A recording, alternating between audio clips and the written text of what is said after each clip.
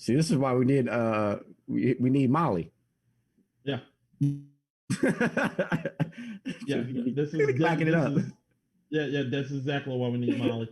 Okay, yeah, hopefully we'll get we'll actually have Jalen Rose will let us spar her. Okay, I guess we're back online, people. We're back. I'm sorry for that mishap, people. I'm not gonna promise you it won't happen again, but it probably will. But guys, welcome to gf1 Sports. Welcome, people. Thank you for coming by and seeing us, people. We love you all, and like I said, we love to be here. But like I said, before we start, before we get deep into the subject, Trey, I want to know, how does it feel to have sports actually back? Sports have been such a big part of my life from a kid to an adult. I even raised my kids. It's really good to have sports back. It almost is like the light at the end of the tunnel you can see, because COVID is effective all of us. So to have sports back, have our lives return to some type of normalcy is good. It's really good. It's a huge deal to me.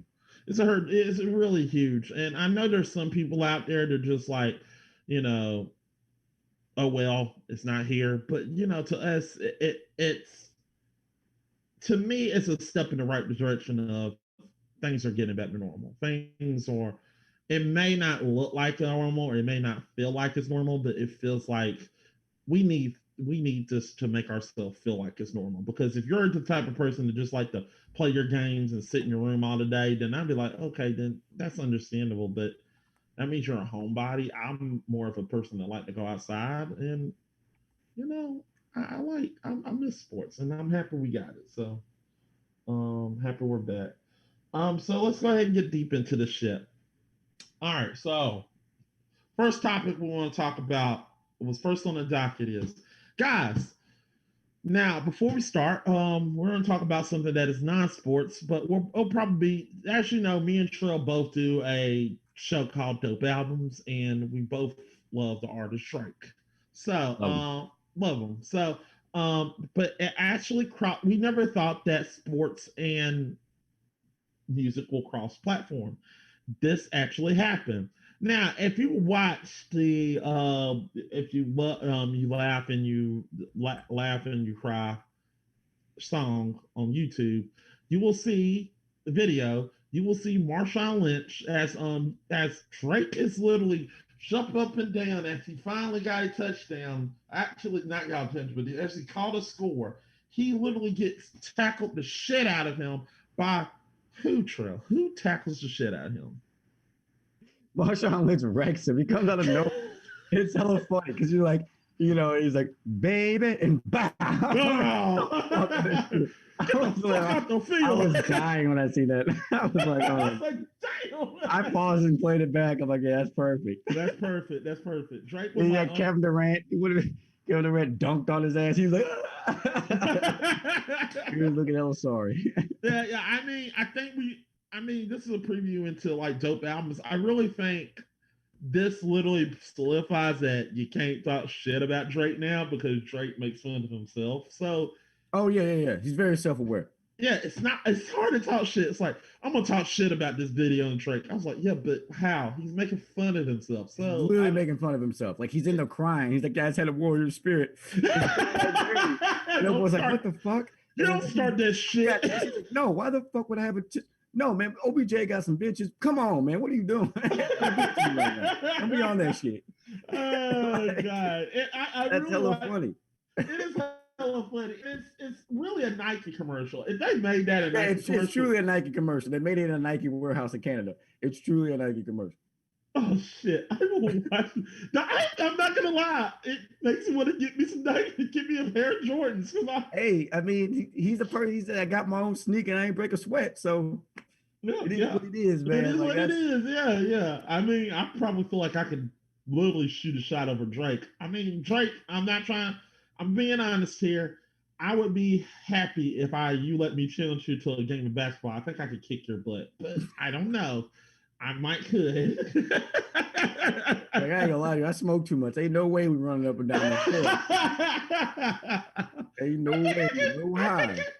I think I'm gonna last a good 3 hard steps and be like, you know what? Where the beer? Fuck y'all. Yeah. I mean, I think I'm gonna be honest, I do believe I could get at least a good bit of. I can keep up with Drake.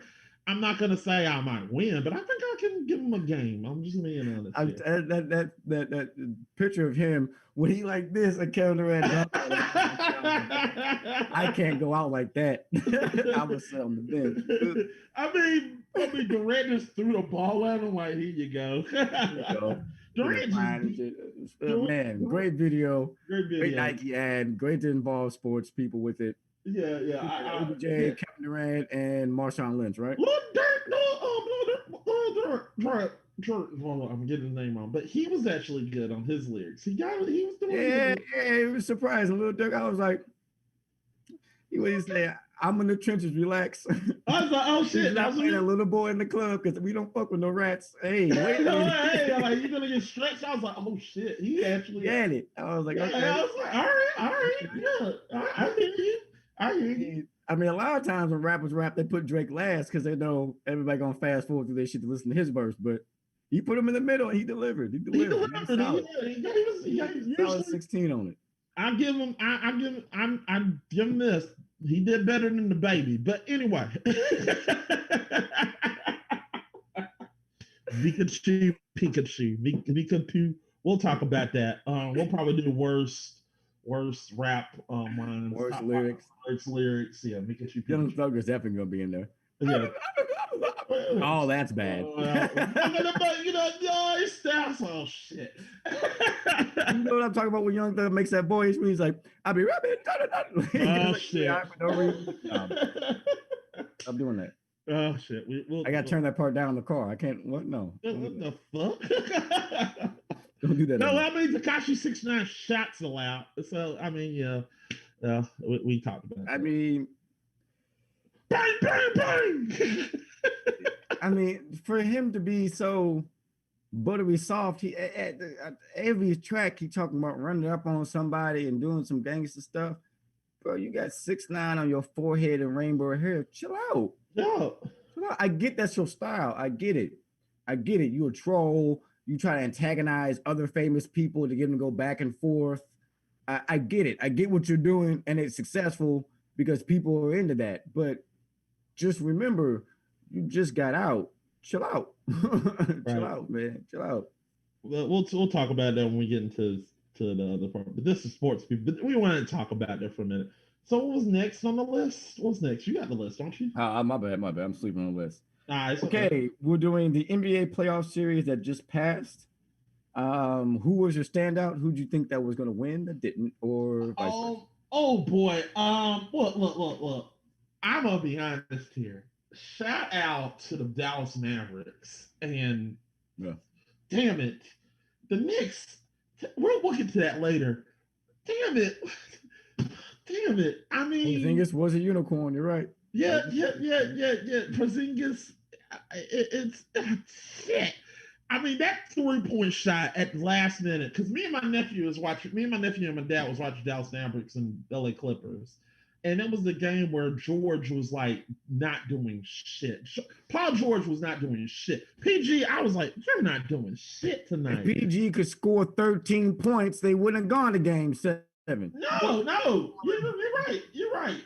You were exactly right. How you go 0 from 6 from 3 and had the audacity to get in the conference room afterwards and reporters be like, I'm not all about scoring points.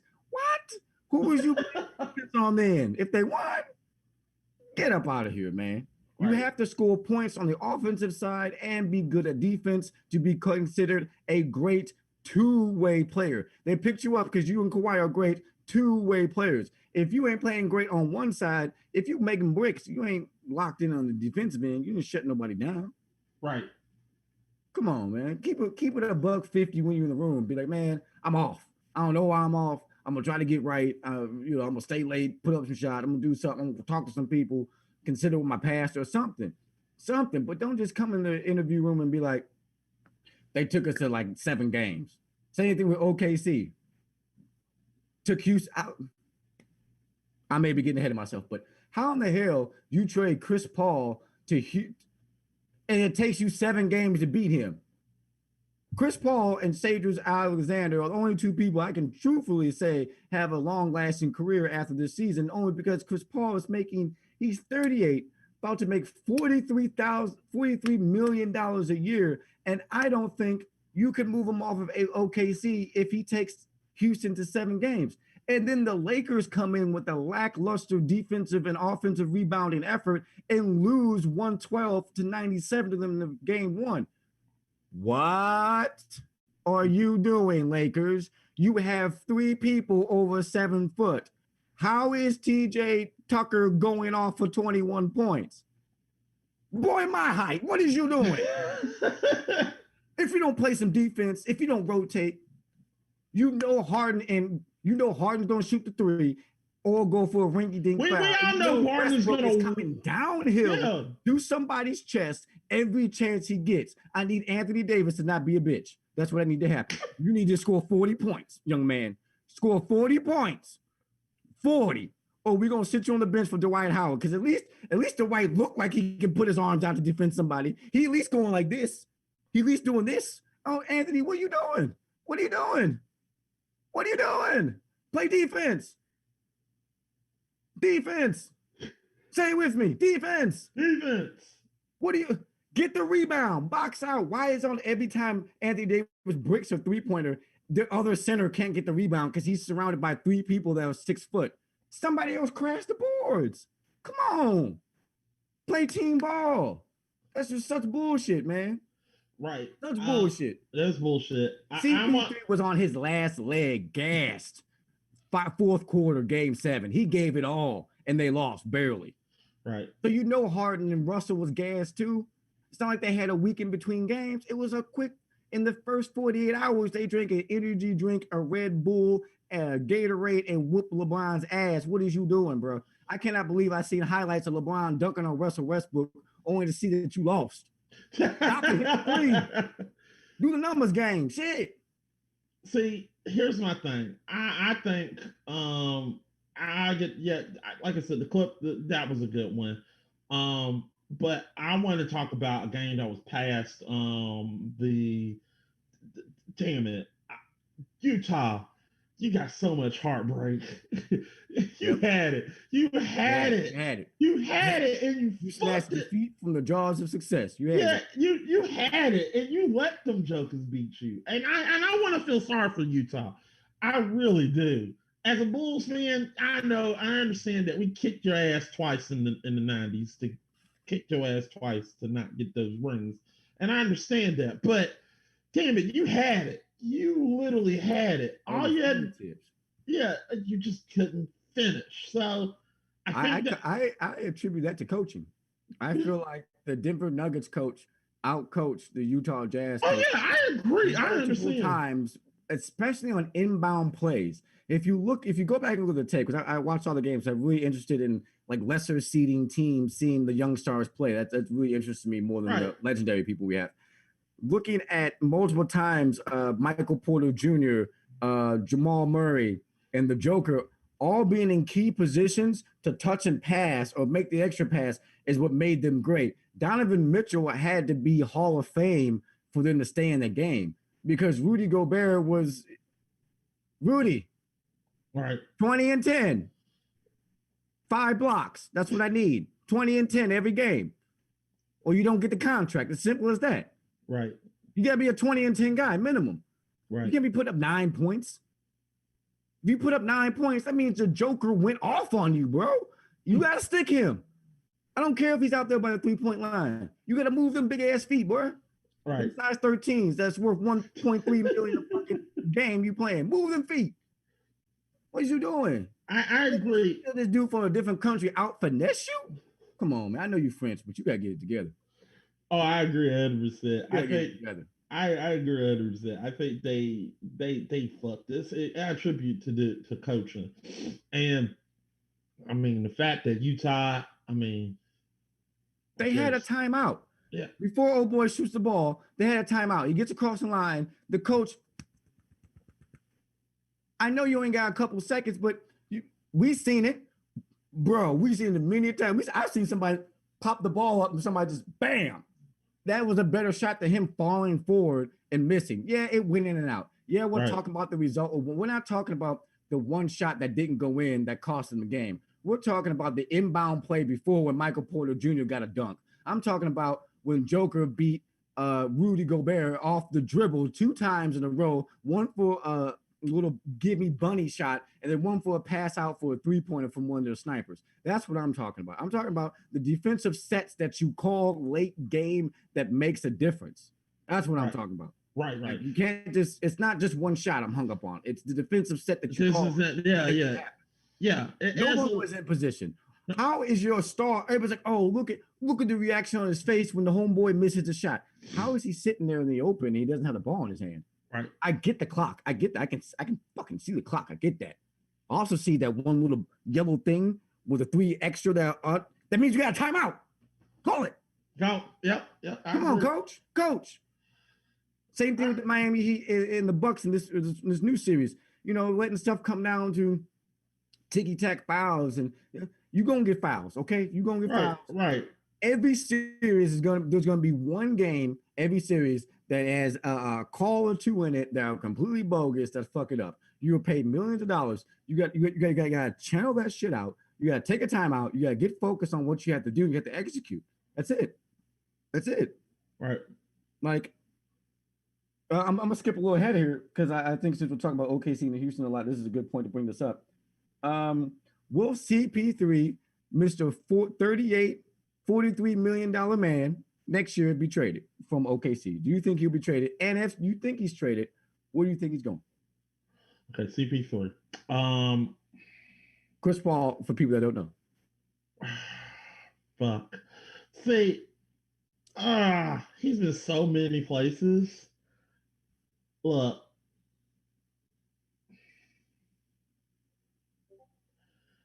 I think CP3 will be traded. And I think the team that will go probably make a splash after him.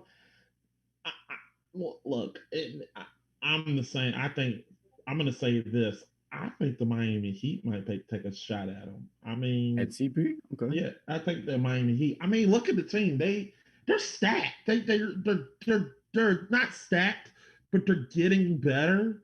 Yeah, and I think it's I agree with you now. Now you said a long time ago on the podcast about Philadelphia and what was their most fucked up thing that they did, and I'm starting to see it now. It is Jimmy Butler. Jimmy Butler was the reason why they made it to the playoffs and got that far, and it's the Jimmy Butler effect with Miami. Jimmy Butler is the guy. So I'm thinking you put CP3 on that team. I think they're an instant finals contender. Now when they get to the finals, I don't know, but I think CP3 it'll take. I think if you look at him right now, OKC, he is not going to be a Western Conference final contender every year. I think him going to the Heat. I think the Heat right now are a final contender, and I think they might be an Eastern Conference final. I think they might get in there. I think the Milwaukee Bucks will get. I'm talking. I think the Milwaukee Bucks are hurting. I don't think. I smell blood. I smell blood from the Milwaukee Bucks. I smell it. Yeah.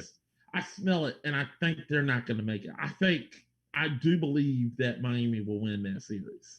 I just believe it. I think Giannis don't want to be there, and we'll talk about that a little later. But I smell blood. I smell it. I think the Milwaukee Bucks are going to lose that series. Now, I mean, we can come right up with it now. I think if Milwaukee loses a series and the Miami Heat do not win the finals, you can expect the Bucks to make a huge play for Giannis Antetokounmpo.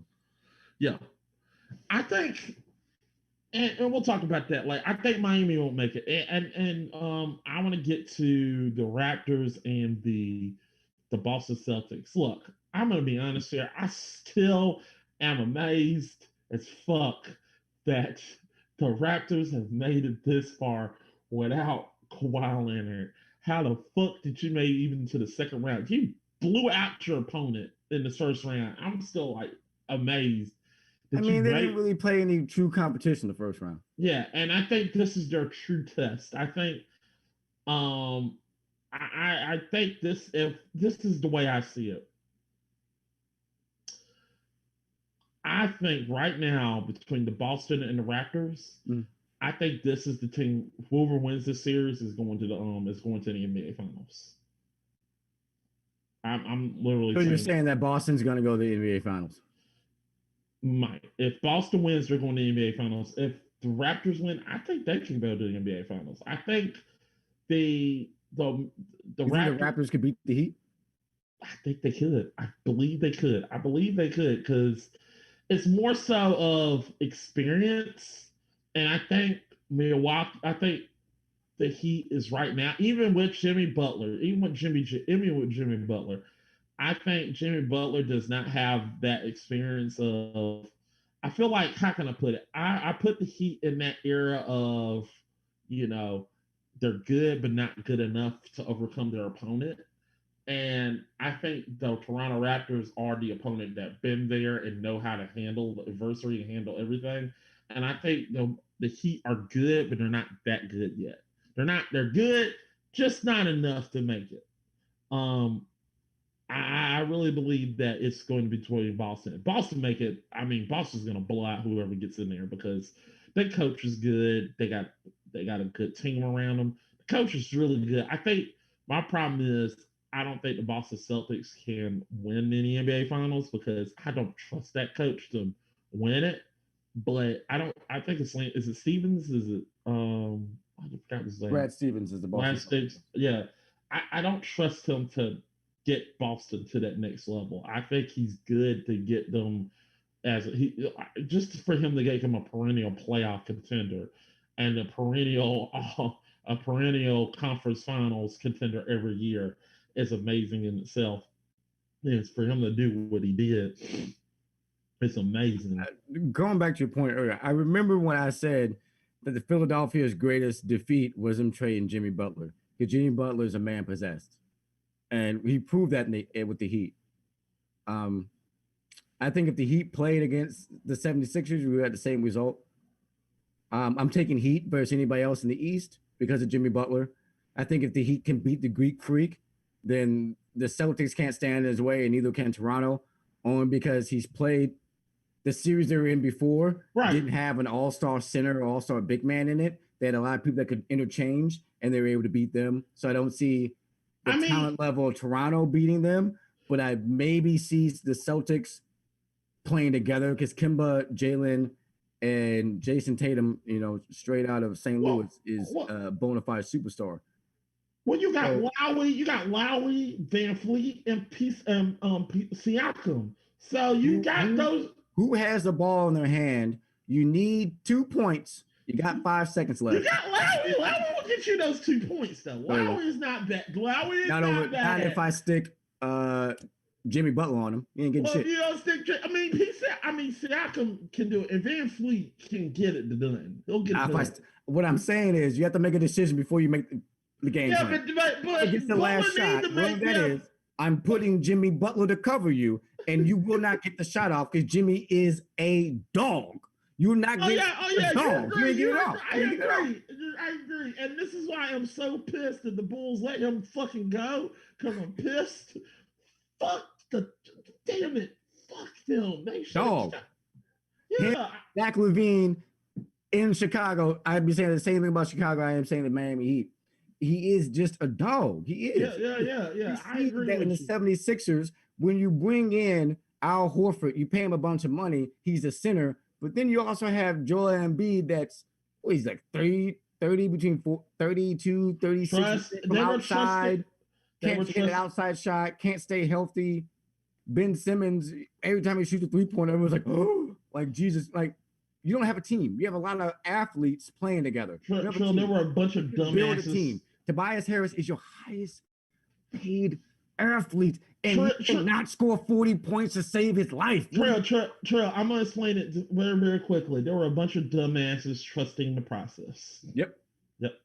The process. Yeah. I mean, I was one of those that was foolish and saying Trust the process, people. The process is Process got you bounced out in the first round. You will never make it back to the conference finals with your current team construction. Hell no. It's time to. Michael Fultz averaged 18-6 in his first round of the playoffs. You put 18-6 on that team, you beat your team, and you're in the second round. You made too many dumb decisions. Imagine your starting lineup, right? Michael Fultz, Jimmy Butler, Ben, Joel Embiid, and me if you fucking wanted it to be, because you ain't got no money left. And I take me in 5. I take our team in 5. I take our team in 5. All right. Now I want to talk about the West. Look, LA is hot. They're hot. The Clippers are hot. Look, I'm look. If here's my stipulation. If PG can get his head out of his fucking ass and come with it every fucking night, I believe they got enough to get to the NBA Finals. Oh, if Paul George turns back into a 20-plus point, let's say 6 assists, 5 rebound type of player, they beat the Lakers whole-handedly because the Lakers don't have a head coach. Yeah, exactly. I mean, that's my problem. I'm like, you can't have 2 head coaches and have a head. You can't have a dude that played in a college head coach and then Jason Kidd, arguably the best point guard of the last 20 years, and think that's gonna like.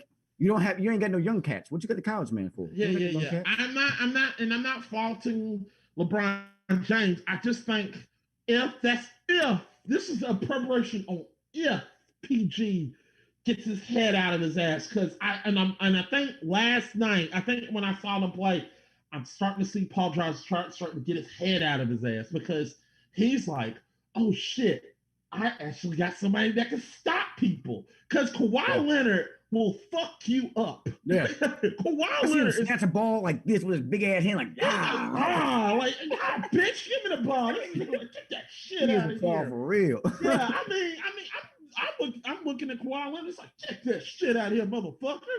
And Kawhi is LeBron's kryptonite. Yeah. He can't play good against Kawhi. He's 0-2 against him. Yeah. No, he's 1-2. 1-2 against him. Yeah, he did win one against San Antonio. But so. if we're gonna wind the clock back, if we're gonna set everything to equal, if we're being fair, Kawhi Leonard had time to develop underneath arguably the greatest coach, the greatest organization, Mr. Fundamental, Tony, I got more points than you think, Parker, and Ginobili, and hard boy Jared Jack, who was a straight gangster in the NBA. That was your team for the first.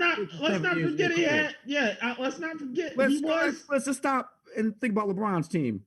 Delonte West, who had sex with his mom.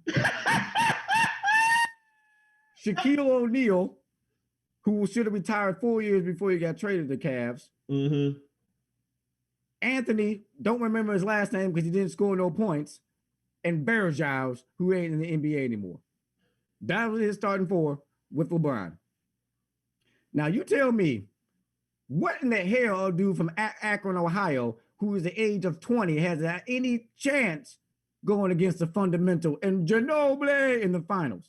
None. So then he leaves, goes to the Heat, and this is why I'm going to condemn LeBron in LA. He took less money in Miami and took max in LA. If you take less money in LA, you have more talent. You don't have to go to the bargain bin to find Dwight Howard and JaVale McGee. You can pay somebody to come fuck with you. Right. And if you're not always talking about you the king, and you give somebody a place to be the king too, and not just a Robin, Kyrie wouldn't have left your ass. You could have run 2 in Cleveland. Right. Kyrie was pissed. Yep. Kyrie knee was inflamed. Said, if you don't trade me, I will do surgery for the whole year. Next year, I'll be a free agent. Anyways, you won't get anything for me. They had to trade him. And what did they trade him for? Some magic beans. What did you trade Kyrie Irving for? Jay Crowder. Isaiah Thomas. He's my height. Yeah. Who else you trade him for? Well, you got 2 people from LA Then you ended up going to LA and you wish you had one of those people back. That was And stupid. then the Kawhi went to and the Kawhi went to the Boston Celtics and became a star. Yeah. You know, Kawhi went to Boston Celtics and they're like, "Oh, you're not leading us the right way. You're too hard." Because he had that Michael Jordan Kobe attitude, and the boys wasn't about that. Kimba came in. Kim was a nicer leader, and then they thrived. Kyrie is a killer. He's not the leader. He's not. He's not. He's not a leader. He's not. He is a stone cold. I believe the earth is flat, and I'm finna dazzle you all the way across it. That's who you is. That's who you is. I get it, but you got to have somebody who's a leader, and KD is kind of more of a leader, and that's why I think Steve Nash as a hire for the Nets was acceptable. I get that. Yeah. Like Ty Lue, who were more qualified, who were champions. Mark Jackson, who set up the Warriors in a perfect way to get championships. I get that. I get that. But I'm gonna give you some names of some famous point guards that got to be coaches that did end up so well. Jason Kidd, Magic Johnson, Steve Kerr, Phil Jackson. Sometimes it works, sometimes it doesn't, but you have to give the point guard a chance because the point guard is a coach on the floor, so it makes sense. I'm not mad about it. I don't agree with my brother Stephen A. Smith when he says what he says about it. It can be that. If it was somebody else besides Steve Nash, I would think it was that. But because of Steve Nash and because we know Kyrie and KD signed off on the hiring of Steve Nash for the Nets, then pass. You get a pass. I'm gonna see how it works. I agree, and I think that's in the East. You can make the playoffs just by sneezing in the right direction. I'm gonna see how it works. You're 100% right. I can coach a team in the East. I know shit. Chicago, Detroit, and Indiana are no threat for you at any time, and that's the entire block of the Midwest. So yeah. Come through there and just win 2 or 3 of those. You made it. Oh yay! The Magic made it with under 500 record. Mm-hmm. So you can make it. Still don't take much to be the top dog in the East. Nope. That's why the 76ers ain't gonna come back. Hell no. They ain't gonna come back for the season. No. But I want to talk about the Lakers and let's get back to the Lakers at Houston. Right. I do believe the chances are small. I don't believe that LeBron James is look. I hate LeBron James, and you know I don't like LeBron James. I'm not a fan. Fuck him, and fuck Space Jam that he's in because Michael Jordan. Space Jam for the kids. Fuck his Space Jam because my Space Jam has Michael Jordan. So I really was rapping in that Space Jam, but go ahead. Okay, well, see, here's the thing. I do believe that LeBron James is not going to let Houston kick his ass. I don't believe that, but I'm going to say this. True, it's up to him. But there is a chance Houston could beat them. Chance. I'm not saying they will. There is a chance. So, folks, I'm saying it right here, right now. If Houston beats them, I'm not going to be surprised at all that I am not going to be surprised if they get knocked out in the second round. I will not be surprised. But on the other hand, me either, if I'm being honest with you, because LeBron has these spurts where he looks like LeBron in like 2003, like when he's fresh out of high school, still in high school, jumping out the gym, making these crazy passes. And then you have this time that every team has to deal with that has LeBron on it. When LeBron goes to the bench, what the fuck you about to do? Yeah. What you gonna do with LeBron on the bench? Because you can't play Dwight, JaVale, and AD at the same time. You can't have Anthony Davis off the floor if LeBron's on the floor. So you have to start them. This is why it's a coaching issue. This is why I say it's out LeBron's hand. Start them together. You start them with Dwight, right? Right. And then when you take Anthony Davis out, you do a smaller lineup with JaVale McGee. And then you bring Dwight and AD back in the game at the same time with the point guard that you think you paid so much money for, Rajon Rondo. You let Rondo, Dwight, and AD run it for the second quarter until LeBron ready. And if you do not have that lineup on the floor, like I said, they will lose. They're going to lose. Yeah, You yeah. have to have a floor. You saw what CP3 did to them boys. Rondo is just as good as CP3.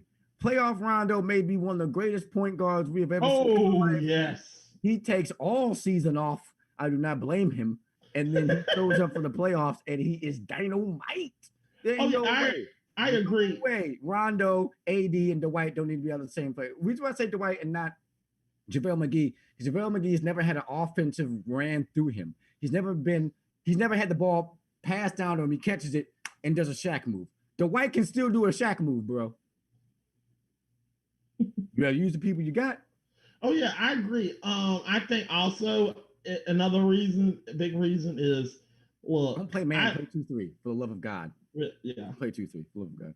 I'm my problem is, and I think we got to move on.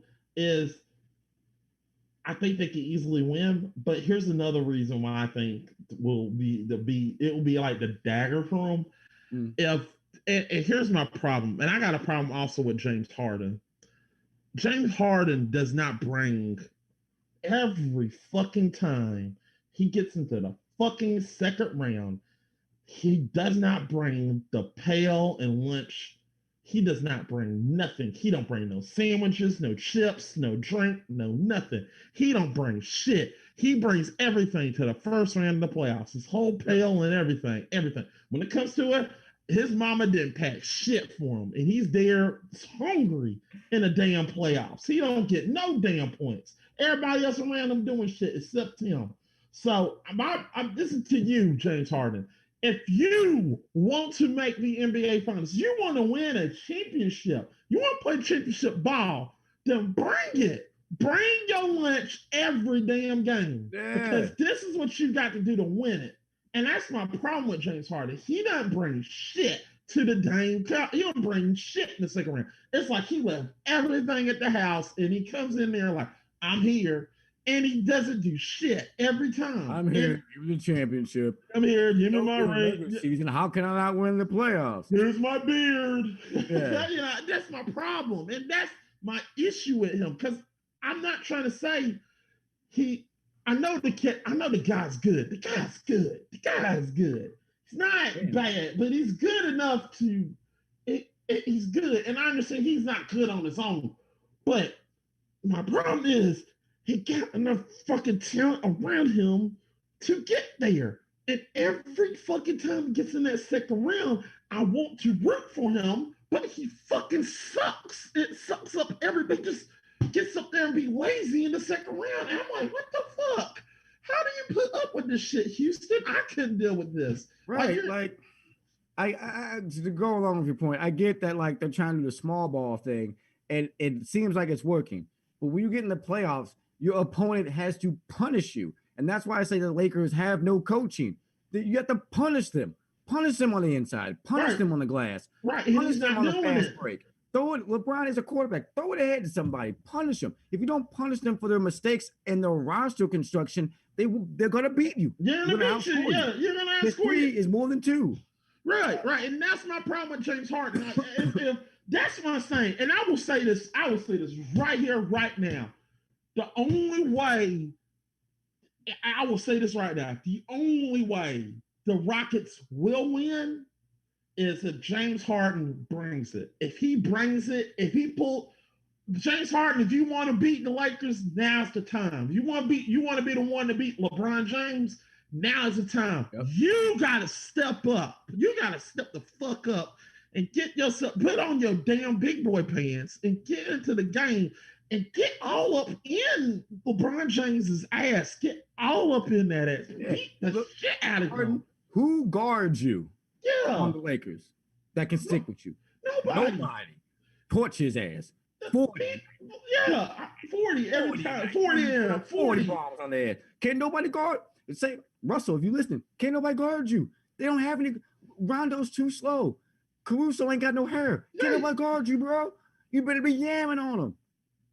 I can score 40 points apiece. The Lakers have to, if Westbrook and Harden combined for over 50 points a night, they will win. They will win. Have an There's no chance in hell they're beating the Lakers. Danny Green can't guard me and can't hit a 3-pointer this season to save his life. And look, he's not having over 20 points a game. He's not a factor. Right. And guys, if you're wondering if I'm hating on teams and my team in the playoffs, my team's the Bulls. My team is not even nowhere near the playoffs. They're at the house looking at it from the screen. They are outside of the bubble. I mean, let me put this out here. I just want to see a good finals. And I feel like if the Lakers make it to the next round, this will be a boring ass finals because it's going to go in one or two ways.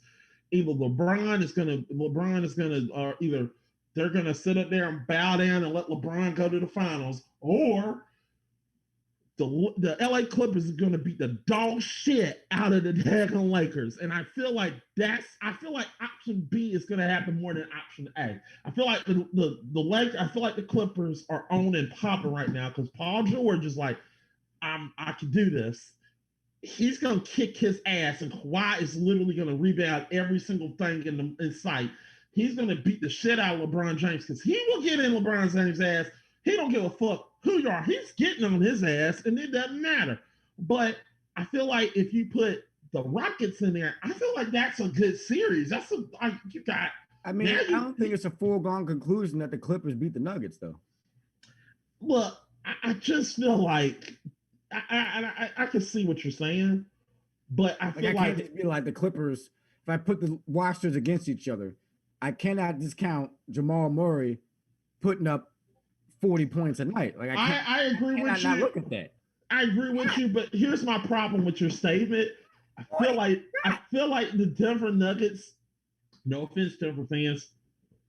The Denver Nuggets should never have been there in the first place. I feel like it should have been the Utah Jazz because Jazz had them beat.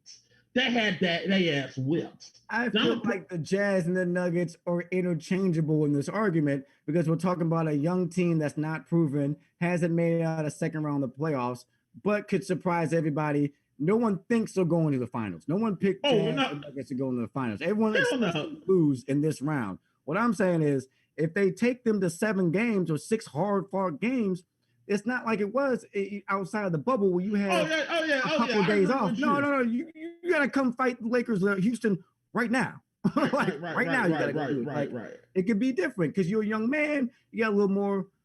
You know how, man. I was a different man at 21 and I'm at 31. I'm gonna tell you. I agree with you, and I agree with your statement. Is I just don't see it. I don't see the Clippers not losing to the Nuggets. I feel like the Nuggets are. I don't. To be fair, transparency. I picked the Clippers and the Lakers to be in the finals together with the Lakers winning. So I don't think the Clippers are going to lose. I'm just saying it would be an interesting. Right. Turn of events. You did pick them in the finals, and I agree with you. But my theory, my statement's still holding true. I'm still holding on to my statement, even though I kind of agree. It's the Lakers to lose. Yeah, it's the Lakers to lose, but I really still stick to my statement. And they're down 1-1, so. Yeah, I did tell you that the Lakers might lose in the second round. What it's looking like, the Lakers are looking fragile right now. So at the time, I thought the second round opponent was going to be like Utah or Nuggets. So I was laughing at you, like, but now that it's Houston, I'm like, yeah. I might be right. I may have fucked up with that. Yeah, because they had, and I admit, I'm impressed because they dominated the dog. I'm gonna give the Lakers some credit. They dominated the Trailblazers. I was expecting the Trailblazers to stick around. At least I was expecting the Trailblazers to take them to Game 7. They didn't even do that. So that's because we respect Dame. We respect Dame is going to show up in prime time and score points. When Dame got injured, I knew it was over with. Yeah. When he got injured, I was like, oh, yeah, this is not going because CJ, he takes a heating pad off his back and unwraps his ice on his knees and then comes in the game every time. As soon as I saw that, I'm like, oh, yeah. Oh, yeah. When I heard Dame Dollar literally got on, I was like, oh, fuck. Oh, yeah, it's over. I changed the channel. I don't want to see this. It's over. Yeah, I want to see this is a blowout now. Yeah, and serious one. But if I'm just saying Leonard was healthy, I felt like we would have got the best of the Lakers because I'm not saying that the Lakers were going to lose. I'm just saying Trailblazers is not no pushover team. So they Yeah, got some team. They got a tough team to start off with. yeah, But also, yeah, they had a bonus. They had an easy out because Leonard was hurt, and when Leonard got hurt, it kind of was an easy road for him. right. Now, I think in a way, I feel like that's hurting them because they had an easy out, and now they're getting a harder team or Yeah. a team that had to fight their way to get to this point. I really believe this could happen, but I And you don't don't have to go to LA for like 3 games and right. play in LA Stadium, have people booing you. Yeah, Playing in the bubble is different. There is no yeah, home court advantage. There is yeah. no your seating. Truthfully, doesn't even fucking matter anymore because there's no home court advantage. So y'all play on Yeah, the same court every day. and I think that's hurting the Lakers a little bit Ball more up. too. Yeah, That's definitely. hurting LeBron's the definitely Lakers. the type of person in his like 17th season. He needs the crowd. It He gives him needs a more crowd, energy. and they get more And he energy gets one of now. those huge dunks. Crowd goes crazy. His teammates. It's like an RPG. He gets a dunk and everyone goes up by 5 points. You know what I'm Yeah, saying? yeah. I'm look, I'm and like I said, I can to end this subject right here because we got to get to a certain part of the podcast. Um, here's my thing. Also, can we just talk about they are playing hard in the bubble? Oh yeah. They are busting their ass in this bubble. They're busting it. They taking everything to the next level. I was expecting, you know, just like I wasn't expecting like hard fouls or nothing. They bear like I was expecting them to like not even make contact with people. These jumpers still going flagrant fouls. I'm like, oh, this is like that 1990s shit. Yeah, Right they there. calling each other. They are playing like this is like hard shit. Like damn, y'all. I was like, damn, this is good because it's interesting because now I was expecting like they ain't gonna touch your body. People gonna go to the rim and dunk, and nobody gonna touch them. No, I mean, I saw somebody literally try to go for a dunk, and somebody literally tackled him. I was like, oh shit. Yeah, I was like, that's what I'm talking about. No easy buckets. No easy buckets. Yeah, fuck that shit. Not miles. Get that shit out of here. I was like, oh, like I'm seeing people cry at, and don't get me wrong, I'm seeing people cry over fouls, and I looked at the replay. I was like, oh no, he fouled him. He straight punched him. Foul, yeah, it's truly a foul. I mean, back in the day, it was like now, before you like. Oh, that ain't no foul. Suck it up, boy. They said, no, he punched him in the face. I said, no, that's a foul. Yeah. Motherfuckers are serious.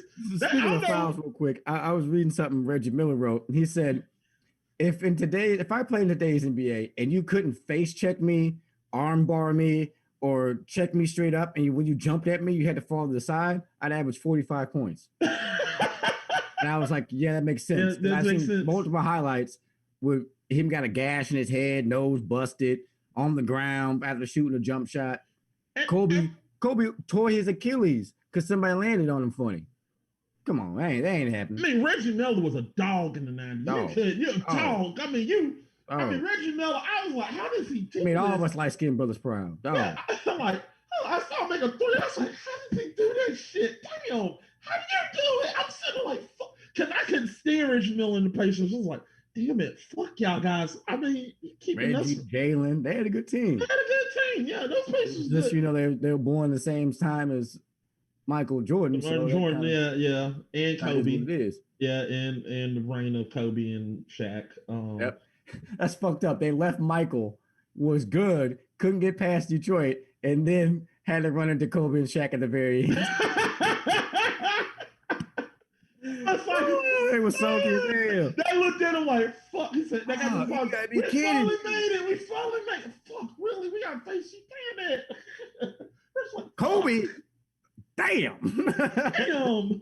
This is Michael Jordan 2.0. Fuck. Damn. Damn it. Shaq is dunking me. Bro, Shaq did the Pacers so dirty. He averaged points on them. I mean, yeah, that was no different from him literally proclaiming what he was going to do to the Nets. He said, what would you do if you were playing somebody? What would you tell yourself if you were playing you? I wouldn't. I wouldn't. I wouldn't. I was like, damn, Shaq. Yeah, think about it. There's one time Shaq was 300 pounds, all of 7 foot, putting that shiver forearm into you. Yeah. The ball. and then dunking on you. But you ain't taking that more than once a game, bro. That shit gotta hurt. I mean, well, that's like no different from Chuck. Yeah. That's no different from Chuck. But Chuck Hey, was, Chuck on coordinate ass and catch the ball, hit the ball. but the thing, I think I really want to get on the next subject because we're actually on here. But I really want to talk about how I feel like, in all honesty, I feel like Charles Barkley was a better. I want to say he was a better I want to say he was a better all around basketball player than Shaq. I mean, I think I would say that because Shaq to me is good, but he wasn't all around good. Shaq had the accolades and the rings, but Chuck didn't. But Chuck, I mean, man, I don't think you get those rings unless you all around good. I'm not saying. Look, he can't. The first ring he got, he scored more points than Kobe, averaged more points. Second ring, they were tied. Third ring, he scored more points than Kobe, and so they had to get the trade. But here's the thing: went to Miami, Shaq was a part of the. Got another one. Yeah, but Shaq was a part of a dynasty. Charles had to fight Michael fucking Jordan. Come on. But the thing is, Shaq would have had to beat Kobe if the Lakers didn't recruit him. Management and coaching makes all the difference in a player's career. If Charles had been on the Pistons, Michael wouldn't have stood a chance. If Charles had been on the Utah Jazz, I agree. Michael wouldn't have stood a chance. Charles wanted to play ball in New York and get paid and get them big dollars. No. Charles went to stuff like that, and that's why he doesn't have a ring. He got Charles went to the Phoenix Suns. Phoenix Suns. Why? Because they gave him the most money. Yeah. The Phoenix Suns didn't have a championship aspirations at the time. I mean, maybe with Charles, they felt like they could push him over the hump, but you wasn't joining Kobe. You wasn't out there joining Tim Hardaway Jr. Well, I feel like you knew what it had to be. I feel like, look, man. I feel like like I said, I feel like Chuck was just a a good player, but could have won. Hall of Fame role player. Yeah. I really think he was a great player. I think he could have won easily some championships. Problem is, every time he just ran in front of a dynasty, he just ran into a dynasty. It was really somebody whose whole team is in all starting 5 members in the Hall of Fame. Yeah. Because I mean, if you look at it, 91 he went to the Suns to, I think 92 he took the Suns to the it was 93. 93 he took them to the championship. He had to fight Jordan. 94 he gets to the semifinals. He got fight Hakeem Olajuwon in the Rockets. Right. Clyde Drexler. Clyde was on that team. Clyde was on that team. I was like, Clyde. And Clyde. You had to do it with Clyde Drexler, and then you had to do it with Clyde again. And I was like, fuck. And then it's like every time he was dealt a bad hand, and I feel like I felt sorry for Charles Barkley. Greatness is rising to the time of your peers. If you're really great, you beat Jordan. If you're really great, you beat Akeem, you beat Clyde, you beat these people. Yeah. But the question is, who great really did beat Jordan? Nobody. Okay, thank you. But there were years he didn't make it to the finals and lost. And in those years, was that one year. There was that 1 year. I mean, Shaq can literally gloat. I was the one who beat Jordan. Technically, I will argue against that because Michael Jordan was a Michael Jordan, and then the next year they swept him. He whooped that ass. He literally. I mean, if Michael Jordan wanted to daggone talk shit, I don't think that's the reason why Shaq probably don't talk shit about MJ, because he's like, yeah, I can't talk shit. He swept this next year. Yeah, because Michael Jordan was just a type of player that would internalize all the bullshit and all the negativity, and he would literally put that big ball of rage and hate into his hand like an anime character and dunk it on you. Dunking on your ass. Make a dirty shot, or just there's no way. I mean, when he gets that tongue out, I remember I was little, he get that tongue out. I was like, oh shit, he's about to put 60 on these motherfuckers. I remember I seen this thing, just speaking of greatness, how Kobe emulated Jordan. That's how great Jordan was. Kobe in practice, he was like, I see why y'all lost 21 games. Y'all soft to Charmin. He made everybody in the huddle be like 1, 2, 3, Charmin. Bro, what? He was like, Coach, I'm finna leave. Coach was like, why? I'm practicing to get better. These ain't helping me with shit. They soft. He be a better team. That was the season. Remember when he broke his Achilles, fucked up his knee, his Achilles or something, limped out, hit both free throws to win the game, and limped back in? That team was soft. Had a bunch of kids on it. All right. Well, all right. So guys, we're probably at the tails end of the NBA. But before we stop talking about the NBA, we got to talk about one more thing, and that is what the Knicks.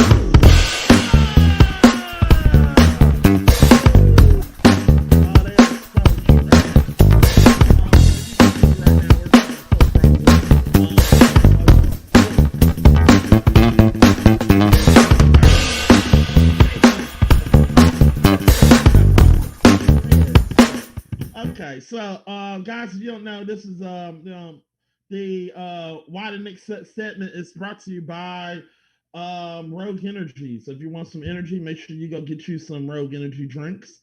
Make sure you use code GameFix. It's sponsored by Rogue Energy. So if you want to be a sponsor of the whole entire thing of Why the Knicks Suck, here you go. We're sponsored by them, so they're sponsoring this, people. Woo! We love you, Rogue Energy. And thank you, Rogue Energy. Thank you, Rogue Energy. Woo! Delicious. Wait, I got some Rogue Energy. Wait a minute. So people don't think I'm faking.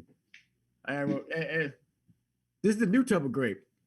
I double tapped the grape. New tub of grape. Brand new. Loving this stuff. This is tasty. That's how I'm able to stream, be a full-time dad, have a job, come to the podcast. Rogue Energy. 0 sugars, 5 calories. Get your stuff. Yeah, it's pretty good. Pretty good. Tasty. All right, so guys, why the Knicks suck? Okay, so Knicks suck. So Knicks, I want to know something.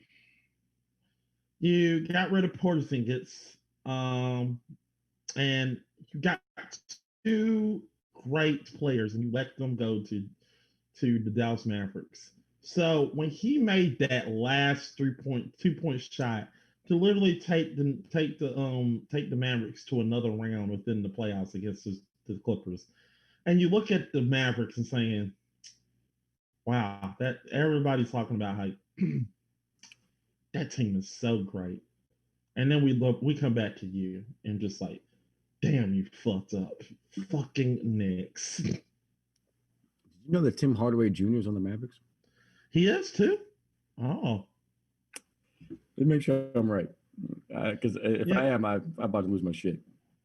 I don't think. No, I just got a tweet about that. Somebody DM me. Tim Hardaway Jr. Tim Hardaway. Yeah, he's on the Mavericks.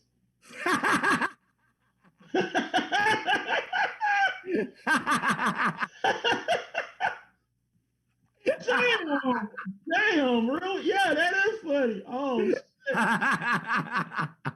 Damn, Knicks. Knicks, you suck.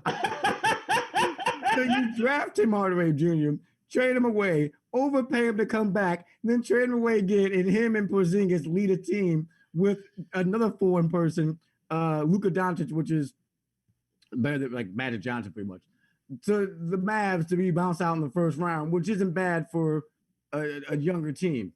You mean to tell me you had 2 of the 3 key pieces and you fucked it up? All right. You suck. You suck. Give me a second. I'll be right back. I got a phone call. So yeah, just keep everybody interested. I still have an APB out for Phil Jackson because apparently Phil Jackson is just ripping people off.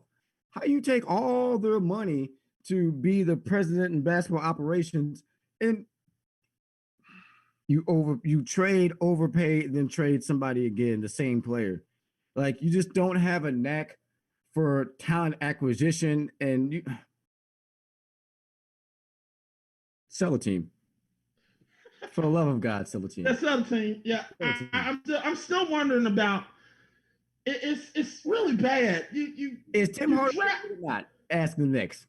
They don't know. Yeah. They don't know. They give him 3 chances. That's true. Hardaway Jr. is doing good on the Mavericks, and he is a part of their young youth. What the fuck, Knicks?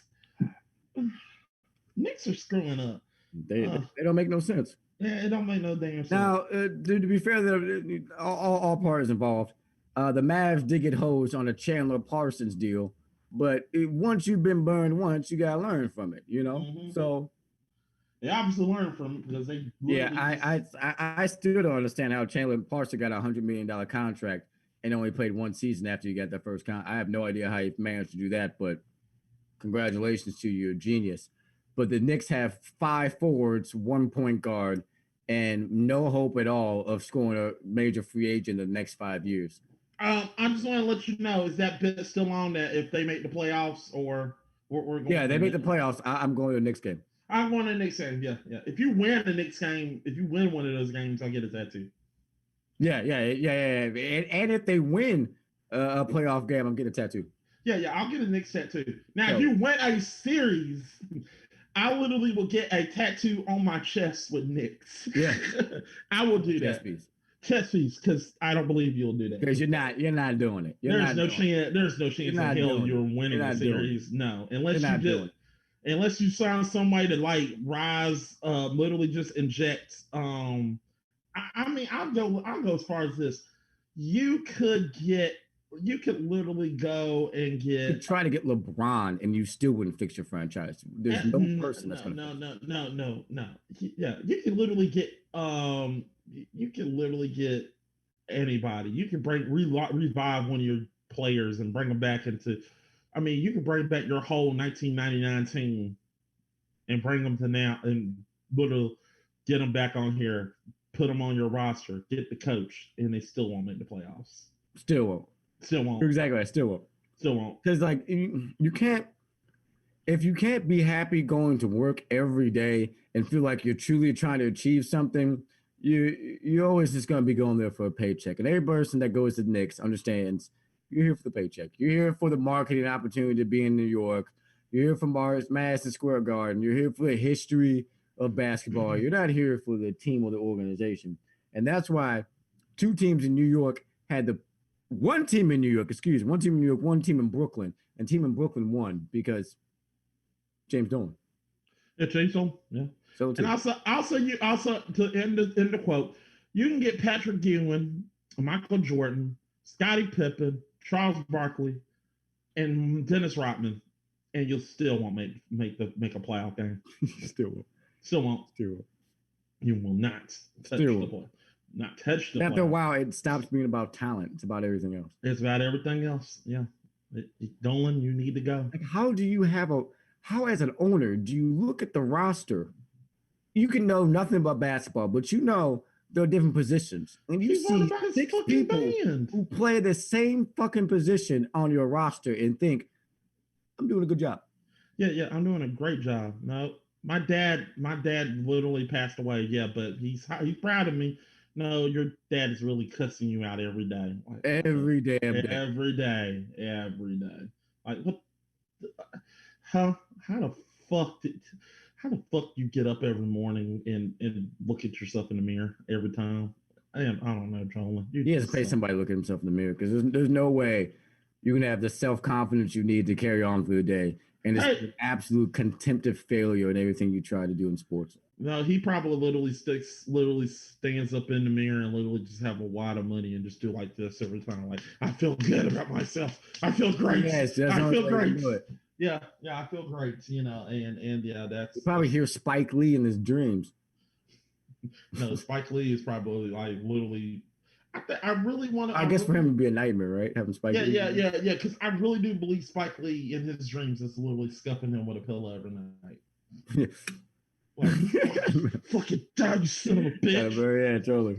I die, you son of a bitch. I came all the way from Morris College to do this shit. I want the Knicks to be good. The Knicks is fucking suck, man. Yeah. All right, let's get to football. All right, yeah, football. So, guys, football is back, people. Football is back. So we're going to talk about first, we're going to go all the way to the tippity top. We'll start off with NCAA college. So we got some college action today. Yeah, Army and Middle Tennessee are playing, and as of right now, I think they're still kicking their ass. Let's still look. I'm gonna look that up. Trill, you got anything to say? I'm just excited about football being back. Football is one of my favorite sports. I love. I will request all the days off on Sunday to watch Sunday night football. Didn't work Monday, so I watch Monday night football. I'm excited. I'm excited to watch it with my daughter. Excited to watch it with my family. Seems like a great time. This season in the NFL will be especially good. College football I don't pay attention to till the very end, but NFL I track the whole way. And man, this Yeah. season's looking good. Woo! Yeah. Wow. My team may go be the first team ever to go back to back. So Good happen. there is a good game on right now at the moment. SMU in Texas State. I think it's Texas State. I want to say. I think I'm wrong. They're playing. It's 14-14 at the moment. Uh, yeah, the other games were blowouts because Eastern Kentucky got their ass whipped by Marshall, and Middle Tennessee, wow, got 42-0. There were two goose eggs right there. Those are ass whippings. But yeah, I'm glad football's back. I'm happy that football is finally back. Especially NCAA. I think this is a good test of them trying to get their fans in the stand, and it looked like they were keeping their social distancing. And I do agree they got the signs up just like with the MLB.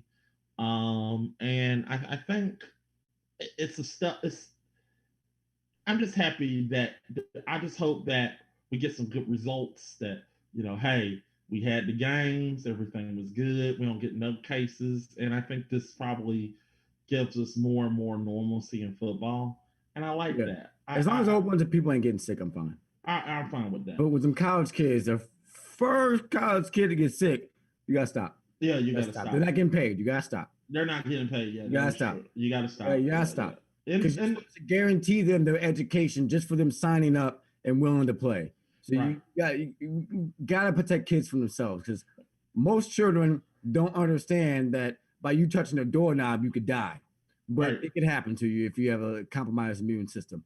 Compromised immune systems are all types of things, people. It's asthma, it can be diabetes, it could be sickle cell, something that you would normally be okay with living with, but now because you have this plus this, it's your time. And 200,000 people in America dying is nothing to snarl at. Yeah. That's something very serious you need to take into consideration. So I hope and pray that all the kids are okay. Mm-hmm. And I'm glad that the professionals will give them a choice. Yeah. And I think the professionals are doing a good job at it. So I'm glad. So I guess we could talk about and I want to shout out to the Rock, Dwayne the Rock Johnson. We heard that him and his family have contracted the coronavirus. Or hope and praying y'all feel well because I love the Rock. I hope he's okay. Yeah, he said that his whole family had it, but they're all okay. Yeah. That's the report I heard today. I heard today that his whole family got it, but they're okay. And in my mind, I'm like, well, that makes sense. The Rock is not only the face of the Fast and Furious, the Rock brand, it's Under Armour, and Black Adam, but also he's a multimillionaire. Of course, he's okay. Yeah. I'm worried about somebody in Little Rock not being all right. Right. That's the yeah. But still, come on now. I'm happy to Rock okay. So yeah, I'm happy sports are back, but I'm extremely happy the Rock is okay. He's an awesome guy. Good guy. Love I actually thought the Rock and Tom Hanks should have ran for president. But that's being great. Yeah. That would be. I will vote shit out of that. Nice. I will vote for. I clone myself. Just vote again. Yeah, me too. Yeah. Get on it, Rock. Go what are you doing, Rock and Tom? Get that together. Get together. Yeah. I would love it. Woody and the Rock, Black Adam. Yeah. All right. So wait. Instead of Tom, my choice would be Will Ferrell. Just because I'd want to be able to laugh. You know what? I still vote for him. I vote for him. So that would be fun. I'm sitting there thinking like, Will went fuck the people. Could you imagine Will Ferrell trying to give a serious talk about like anything? Oh my God! Just awesome. Not only would it help you deal with the serious shit he's talking about, but the kind-hearted guy would get it done. Yeah. He ain't gonna. More celebrities need to get in politics. We just need to pick the right celebrity. Be the right celebrity, yeah. Not Kanye West. No. Shit. Shit, fuck. Nobody voting for your ass, man. I feel bad for Kanye. Kanye said his wife meant to go meet Meek Mill in a hotel to talk about police reform. I was like, yep, Yep. yep. The same Meat Mills that literally got to sit his ass to prison because Drake dissed him. Damn, no. Yep. Yep. I know how that story ended for real. Yeah. Like he literally did that. Drake did that diss track. He was like, I'm done. I'm going to jail. I don't know what the fuck I did, Just so we're clear. You married Kim Kardashian and got mad when she met another famous black man in a hotel. Did you not see the video, my guy? I have it right here on my phone if you like. I can tell you exactly what happened. It's not as impressive as you like to think, but it still went down. Yeah. I've seen better on my phone if you really want to know, but let me tell you. When you know the names of the characters, it hits a little bit different. All right. So let's go ahead and get to the main meat and potatoes, people. The NFL. I am ready for some football, baby. Woo! I'm ready for some football. I'm ready. Okay, so we can copyright it, but that was great. Yeah, we're done. We're not gonna do that. Yeah. So Leonard Fournette is a fucking Buccaneer. Look, I'll say this about Tampa Bay. I'm gonna let you take the rest of it. You guys have gone all in on winning the championship this year. I am proud of you. I'm proud of your resolve. I'm proud of your commitment to excellence. I'm extremely excited to see you guys in the playoffs. Mahomes gonna win though. Go ahead. Y'all got the Justice League on your motherfucker. Yeah, we do. Yeah. Did you not see the tweet of him holding the Infinity Stones? He did. I did see. He was like, "Oh yeah. Like I just need one more." Look, I tell you the same thing I told my same thing I told my cousin. We got Leonard Fournette, and in my eyes right now, them adding Leonard Fournette, in my eyes, I'm hoping. I think the coach should say this, but I'm saying this. This is me as a person. I feel like the coach is saying this, but I feel like this is really what I think.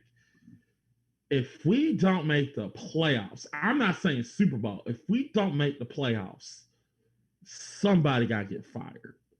Yeah, one athlete's got to get fired. Somebody, not athlete, a coach got to get fired. Somebody. Yeah. Or that too.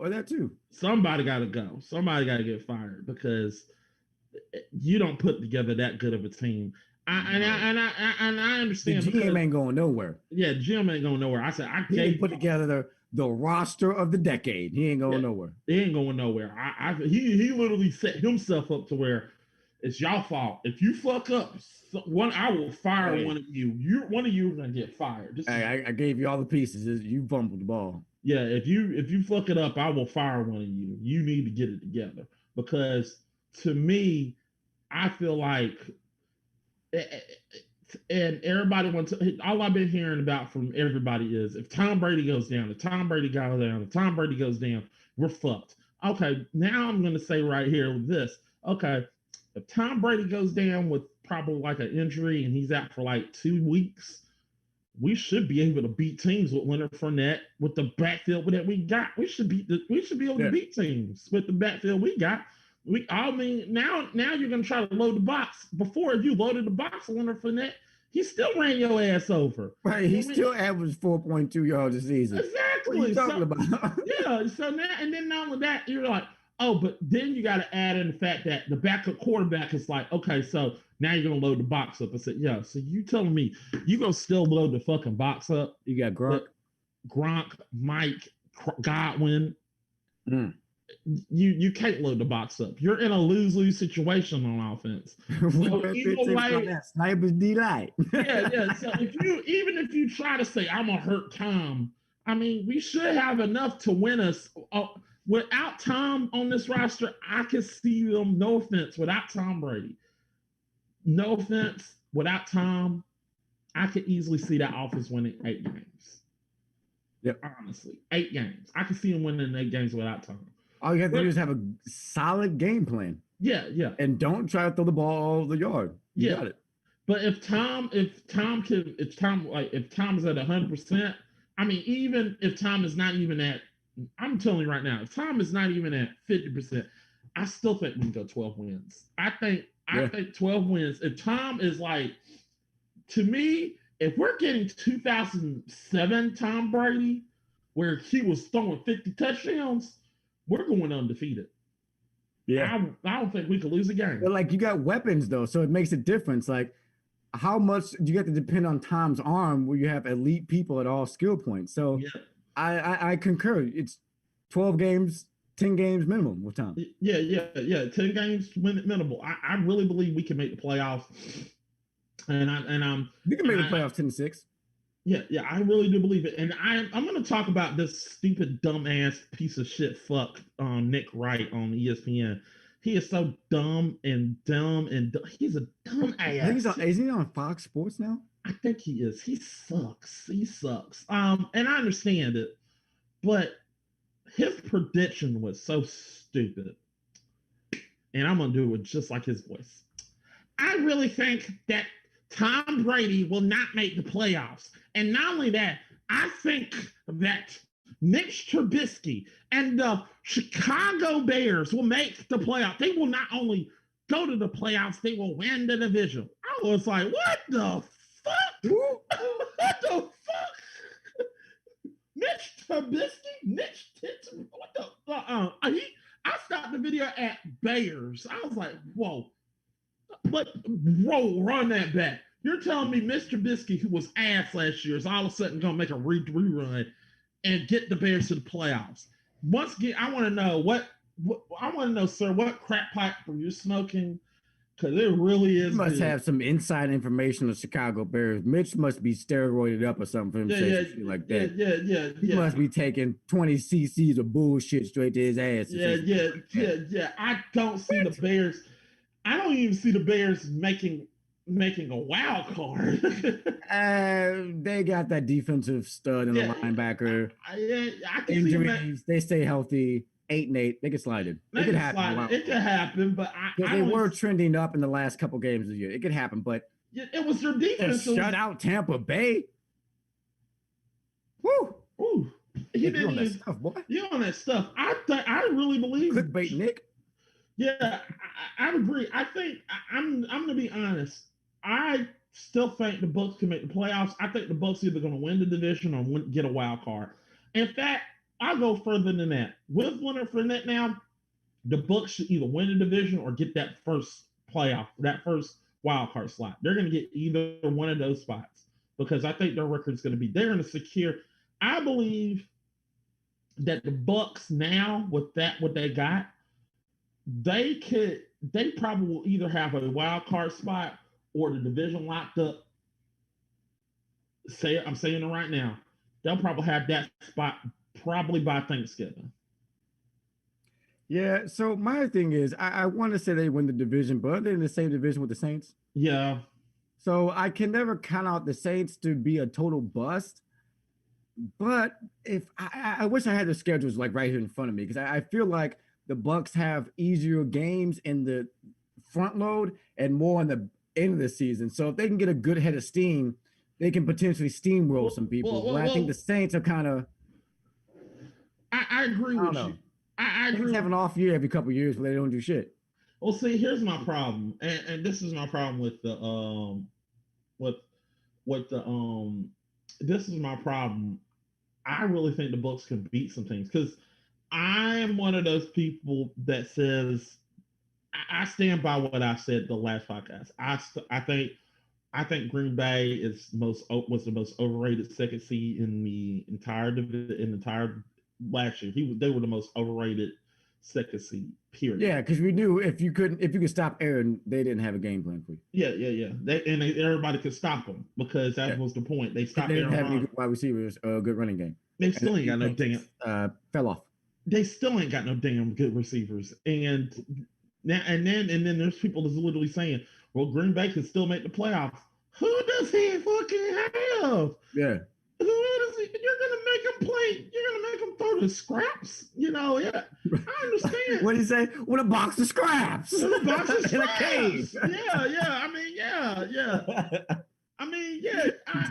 Aaron Rodgers is good, but I don't think he's that good. I think he's at most. I think he's gonna have a tough. I'm telling you, like, I think Packers. There's a lot of Packers fans out there, and there's one in particular, Crossy. He's screaming that the Packers are gonna win not only the division but get the second round spot. And hey, dude that says the end is nigh is crazy until the sky goes red. You know what I'm saying? Yeah. I agree, but I don't think the Packers. I think the Packers are gonna have a. I'm gonna be honest here. I think the Packers are going to be happy. Packers fans, you should be happy if you even get a wild card spot, because truthfully, because you barely should got that second round bye, that second round spot. You guys had the championship, right? You won the championship. You're in a small market. They paid too much money to win the championship, and now what ownership is doing is riding the high for another 10 to 15 years after the championship before they have to try again for another one. Right. Packers fans shouldn't expect another Super Bowl until they change quarterbacks. Point. Every Hall of Fame quarterback that wins one Super Bowl in one place, what happens? You replace him 2 or 3 seasons too early, so you get something from him. He goes someplace else, like Denver Broncos. He goes someplace and he wins another title.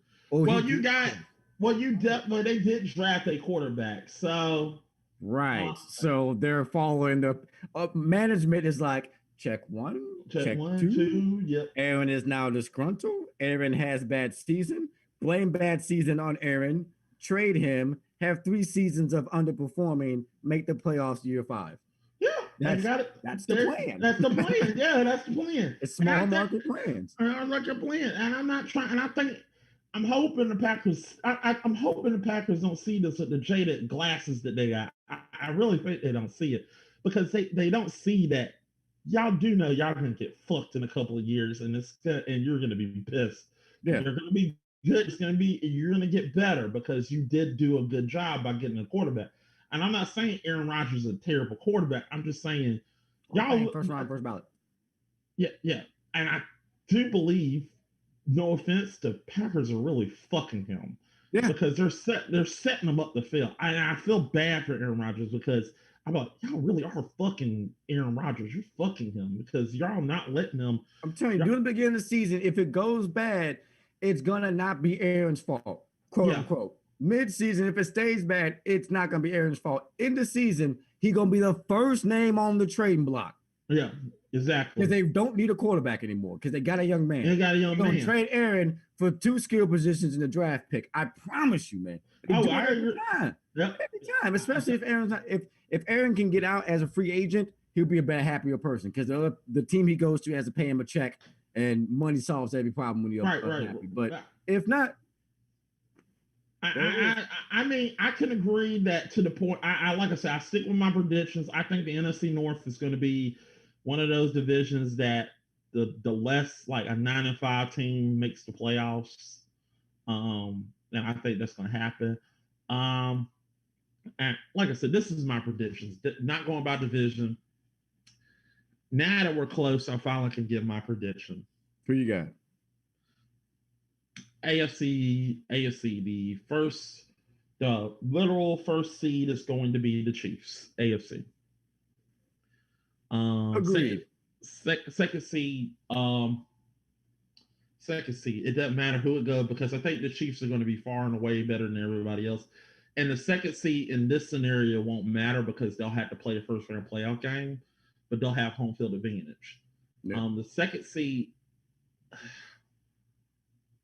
oh God, after going over it time and time again in my head, I think the second seed is going to be the Baltimore Ravens. I think they're going to stay the same.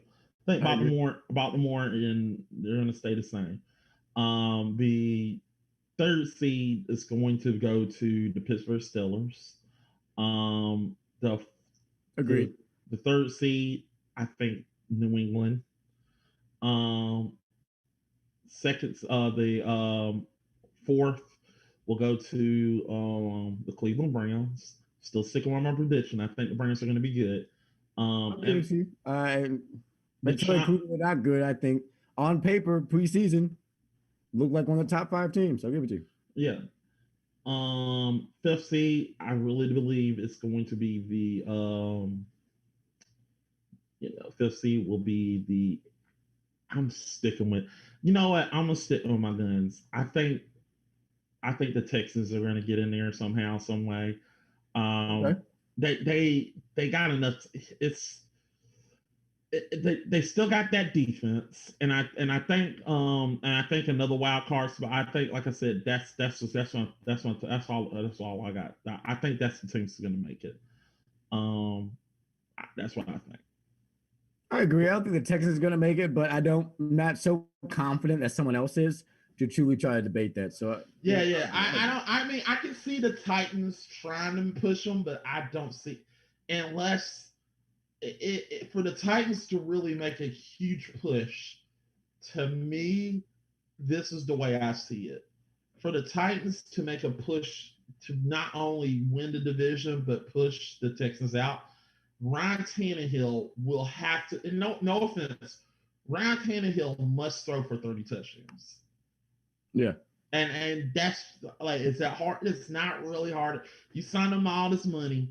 If Tannehill can throw around 30 touchdowns, they'll make the playoffs because they're going to key in on Derrick Henry. So as much as how good Derrick Henry is, they should key in on him.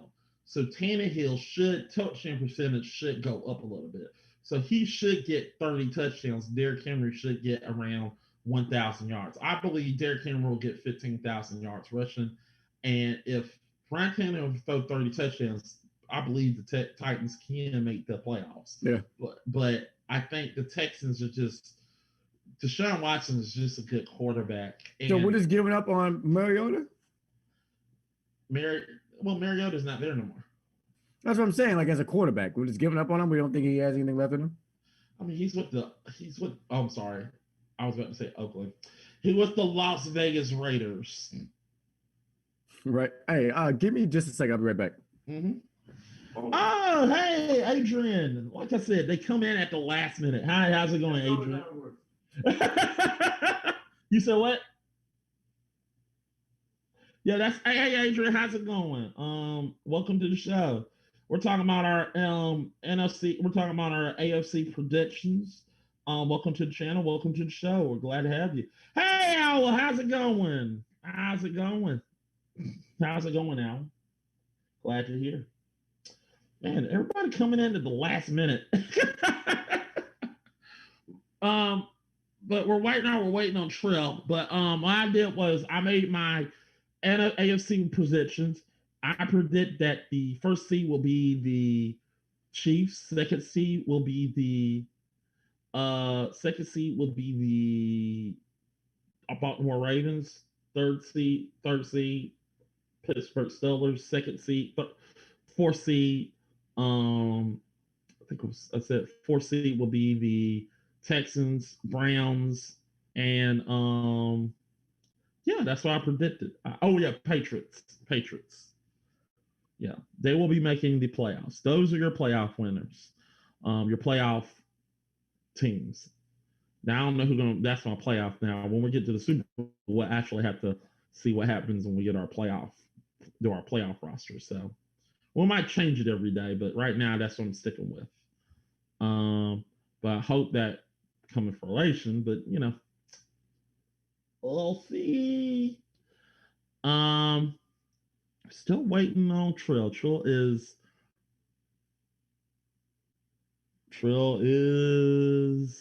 coming back soon. He is coming back soon. Trill, help me, Trill. But we'll talk about the NFC predictions. But I want to know, what do y'all think? What are your predictions of the NFC? I'm really bad with sports. What sports are you talking about? We're talking about NFL right now. NFL. We talked about NBA for about an hour, and it was real fun. We had a deep discussion about how they're playing in the bubble. We talked about how the Knicks actually suck, and they do. They're ass, and we agree with it. They are complete and utter trash. And we talked about how LeBron James is possibly could get beat by the Rockets, but we don't know what's going to happen. We also said that we also talked about how the LA Clippers could emerge at the West as the champs. We also talked about how we talked about the Heat. All right, Trill's back, guys. Woo! I tried to keep him entertained. I tried to keep them entertained while we're here. I was just recapping what we talked about. Owl says LL. He said, "I got you, LOL." So yeah, that's my prediction. So you say you agree with me to?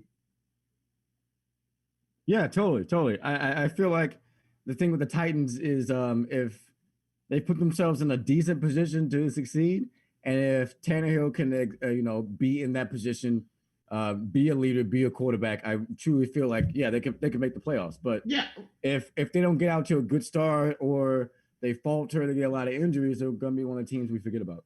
Yeah, I agree.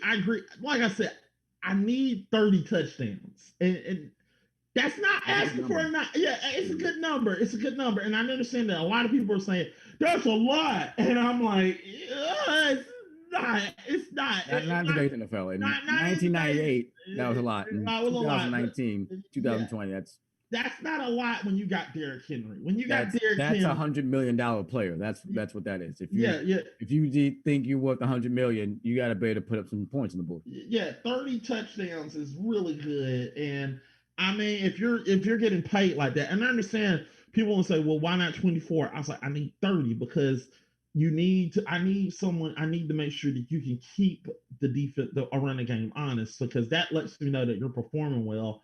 And not only your team is performing well, but your running game. Because me as a player who coached the game of football, if I as an offensive coordinator, when I was coordinator, if I have a good running game, then and you're averaging 4.55 yards per carry, I'm gonna ask my quarterback like, oh yeah, I'm averaging 5 yards per carry. I'm like, okay, cool. All right, cool. So what they're gonna do is I know what they're gonna do because what the opposite defense is gonna do. The opposition of the defense is going to load the box because they know my quarterback ain't going to throw the ball. They're never going to run the ball off because, we're averaging 5.5 yards per carry. So, go Broncos, fake football. Okay, TPP. I like the Broncos. Broncos have a good team this year. Yeah, we'll talk about that. But I feel like if I'm gonna have to ask my quarterback to okay, you're throwing 7 touchdowns. I say, yeah, I need you to throw. I need you per game. I need you to throw at least 2 touchdowns per game. 2 touchdowns, at least 2. If you can give me 2, that's all I need because Derrick Henry is gonna get me at least 1 or 2. That means we'll be up by 20. That means that means at least I get 1 or 2. That means we'll have 21 points and my defense is going to carry my team. So that's what I want. I know the defense is going to do well. I'm in my world, if you score 21 points, you should win the game. So my quarterback should give me 2 touchdowns and my running back should give me at least 1. So that means if you give me at least 30 touchdowns, if you do a little simulation, that means you at least are giving me 2 touchdowns per game average. You're averaging at least 2 touchdowns per game. So that's the reason I say 30. So that's why I say 30 touchdowns. I need at least 30. At least. So that's the reason why I'm saying 30, because that let me know that not only Ryan Tannehill has grown a little bit, but he wasn't a one-year wonder. He was good enough to actually lead that team. So he can run the system of the Tennessee Titans, and he can guide you to the AFC. If I'll put it like this, if Ryan Tannehill throws for 30 touchdowns, the Tennessee Titans will be in the AFC Championship again. I will guarantee. Yeah, totally. I will guarantee. If it's that hot and he can perform like that, they'll totally make it. They will make it to the AFC Championship, no doubt, because they have the defense and they have the running game. The if part is that quarterback, and if he does that well, if he averages 30 touchdowns a game, watch out, Titans going to the AFC Championship again. I think the main game is going to be play action for him. Yeah, If yeah. he can score 12 or 13 of those 30 touchdowns off of play action, he's a bad man He coming back. bad man. Yeah, that's the same Bad too. man. Yeah, bad man. Now you got to worry about Derrick Henry. That's Yeah, the reason. That's the reason why I can't put him on there yet, but we'll see. All right, NFC side. This is probably we're gonna butt heads a little bit. Uh, definitely. First, so the first person who's gonna get the first round by the team that I see is going to get the first round by. Oh God, here we go.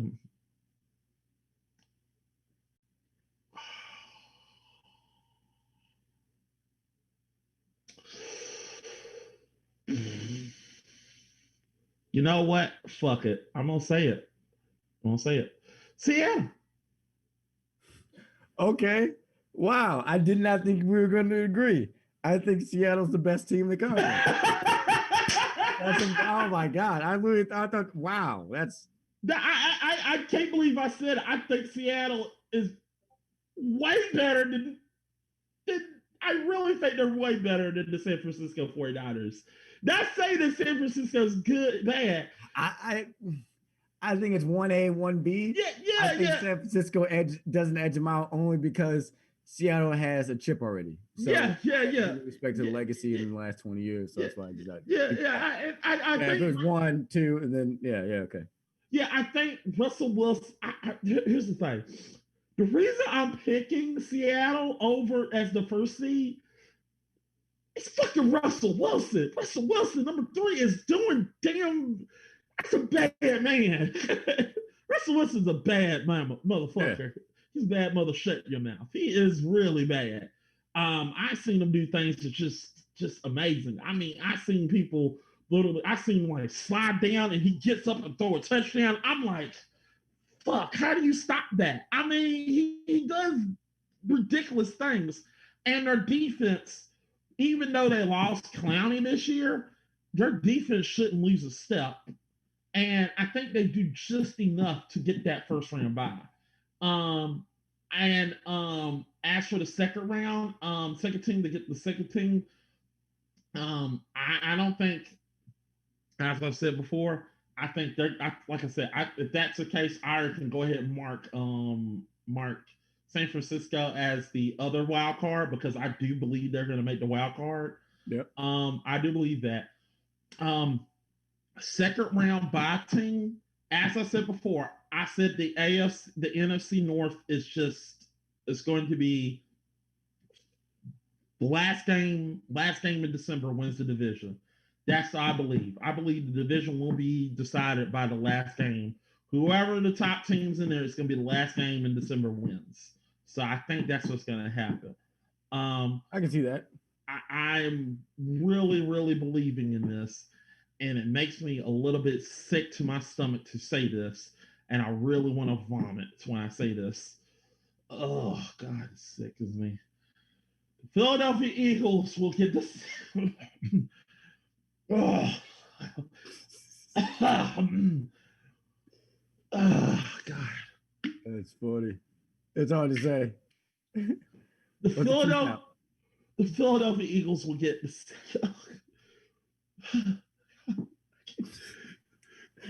Philadelphia Eagles will get the second seed. Fuck. I can't say it. Tell the truth. The Eagles are good. The Eagles, I fucking hate the Eagles, but I cannot deny how good they are. Their quarterback, if Carson Wentz is 100%, he is deadly. They got all their weapons back. They're gonna have D-Jacks back. They're gonna have everybody back. They got the running game. Their defense is still damn good. Yeah, fuck. Yeah. Their defense is still. Yeah, they're still damn good. So I still believe they are really good. But at the same token, I don't see that they're going to be good. And I think with all the promotion and all these wild cards coming in, I believe that they're going to be good enough. I don't think they're going to be like I said, just because you're the second seed doesn't necessarily mean you're not going to never buy. You're going to play. So I believe they're going to be good, but just enough to each to get that second round by get that second round. So yeah, Eagles fans, kiss my ass. EDP, eat that for EDP. Yeah, fuck you. But yeah, it hurts me to say that. I really wanted to pick another team other than the Eagles, but yeah, the Eagles just keep like their defense is just too damn good. Um, Third team. I do believe, even though I love my Buccaneers and I love them to death, I love them to pieces. I think the Saints do just enough to win the division. I think they do just enough. Not a lot, just enough. I do believe, like I said before and I said it again. I believe, I believe I do believe that I still stand by what I said that the Bucks will have at least a wild card shot spot or the division locked up before November. Same way with the Saints. But the reason why I say that because the Saints and the Bucks play each other in November.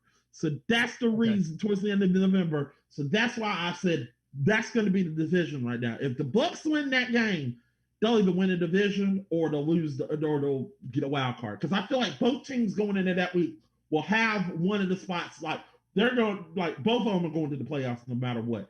But this game decides who's going to be the division winner, or we're going to get a wild card. So that's what I believe is going to happen. Because I believe, no offense, Falcons fans, but I don't give a fuck. You're going to be trash, and Panthers, good luck. But I believe that's the truth because. Yeah, I don't know how the Panthers trade one quarterback for a worse version of that same quarterback, but good luck. Yeah, they love with that, and I think. And the Panthers are my second team, so I'm pissed. I mean, thank God I got KC. Yeah. So with that said, I think the Saints going to be a division winner. Another division winner, like I said, North is going to be a toss-up, and I don't know who the fuck is going to win that division. So I would want to. Wait. Refresh my memory. Who they got in the North? Wait a minute. The Minnesota Vikings, Chicago Bears, Detroit Lions, and Green Bay Packers. Yeah, we may not get a winner at all from that division. I'm going to say, look, I think Detroit is not that good, so I gotta be back. Hello. Mm-hmm. Yeah. But I think Detroit is not going to be that good. But oh crap, you're saying the Packers going to win? Come on, look, I am going to say that the Packers are behind. I think the Packers. If you saw the beginning, I'm going to be honest. The Packers are lucky to win the division, so I can't really say that they're going to make it. But if you're going by my process of thinking this, I also believe that there's no chance that I can't. I understand, man. Look, I don't think the Bears are good. Even when they announced that Mitch Trubisky is going to be the starter, I'm like, no way. Detroit, I don't know because there's too many unknowns in there. I would love to pick Detroit, and I think Detroit got enough talent around them to do good. But I don't know about them. And then we got the Vikings, and I'm gonna be honest here. I'm not. Yeah. yeah, I agree. Yeah, thank you. So I really think the Vikings are good, but I don't think they'll be good enough to win the division because the Vikings, while their team is good, while their team was good. Look, if I'm gonna put it like this: if the Vikings had Stephon Diggs still playing with them, there's no chance. There's no chance in hell I'm not picking them. Oh yeah, it's easy to pick the Vikings, but they lost Stephon Diggs. They lost a lot of stuff. They lost a lot of pieces for Ryan Tannehill, and Stephon Diggs was his deep shot. So I can't really say is Dalvin Cook enough to win that division. I don't know, and they got, and not only that, they all got to learn a new quarterback. They got to learn a new offensive system. So I don't know if I could pick the Vikings. So by a hair, I think the Packers are going to squeak by and get the win the division. So I think they're going to be a division winner. So yeah, so we got So far, we have the Seattle Seahawks. That's the division winner. That's the this one, two, two, two is the Eagles, three is the Saints, and four is the Packers. All right, now we got all four divisions picked up. Now let's talk about the wild cards. The wild card, I do believe, like I said before, Tampa Bay is going to lock up that first wild card spot, or they're going to get that wild card, going to get the division. So I think Tampa Bay got the first wild card spot locked up. I don't give a fuck what anybody of these stupid ass aliens say that they're going to get kicked out. I think they're going to get the first wild card spot locked up because they're going to have it. They're going to have that on lock. I believe they'll have that. I think the San Francisco 49ers are going to get the second wild card spot locked up because they're going to be very good. And the third wild card spot, that is the iffy one. I could easily say the Dallas Cowboys, but like I said, the reason why I didn't want them to win it is because, well, the Dallas Cowboys I don't think they can win it. The Dallas Cowboys got a different coach, and their coach is, how can I say, wow, it's Mike McCarthy, and it's interesting. I'm back. All right. I said the Packers are going to win the division. Yeah. I mean, it's either the Packers or the Bears, so that's not a huge stretch, but yeah. I just can't see it, and like it just was not a lot to see. So, this would be difficult. I'll fucking say the Bears. Let's just make it interesting. Shit. Yeah. Maybe you say the Bears. Yeah, you say the Bears. I'm close to Chicago. I say the Bears. I don't want nobody coming. Well, we got a Wisconsin person in the chat talking. And also, I said the Bucks are going to get that first wild card spot, and then I said the 49ers are going to get one. The last one is the difficult one because I really want to say that I'm pushing the site. My mind, logically, my mind is pushing. Could make it though, I guess. Yeah. No, I'm thinking about it. Yeah. Logically, I want to say the Cowboys will make it. Logically.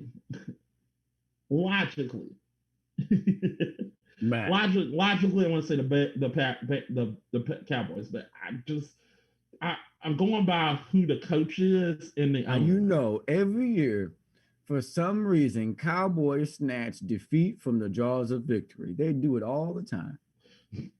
All the time. They can't help themselves. Mm-hmm. It's like what they literally get paid to do. Mm-hmm. So I between Green Bay and Cowboys, I'm going Green Bay. Between Green Bay and Chicago, I'm only going Chicago because I feel like the quarterback in Chicago is looking forward to the future, while the quarterback in Green Bay is like, maybe you guys don't think I am the future. Right. That's the ticky-tacky things. We're not even talking about X's and O's on the field. I'm talking about how the person feels when they put the helmet on. That's what I'm trying to talk about. Not so Aaron could not give a shit about it and could throw for 50 touchdowns. I could be an idiot. It could happen. Yeah, true. I still don't. Definitely not the Lions. Yes, definitely not the Lions. Not the Lions. Yeah, no way the Lions. Yeah. I don't know what crack pipe people are thinking the Lions are going to win. I just don't believe in them. If it does happen, I will literally come on here and apologize to Lions fans, every last one of you. I'll write a full apology letter like they do all the time. Mm-hmm. I will apologize to all 5 of you, Lions fans.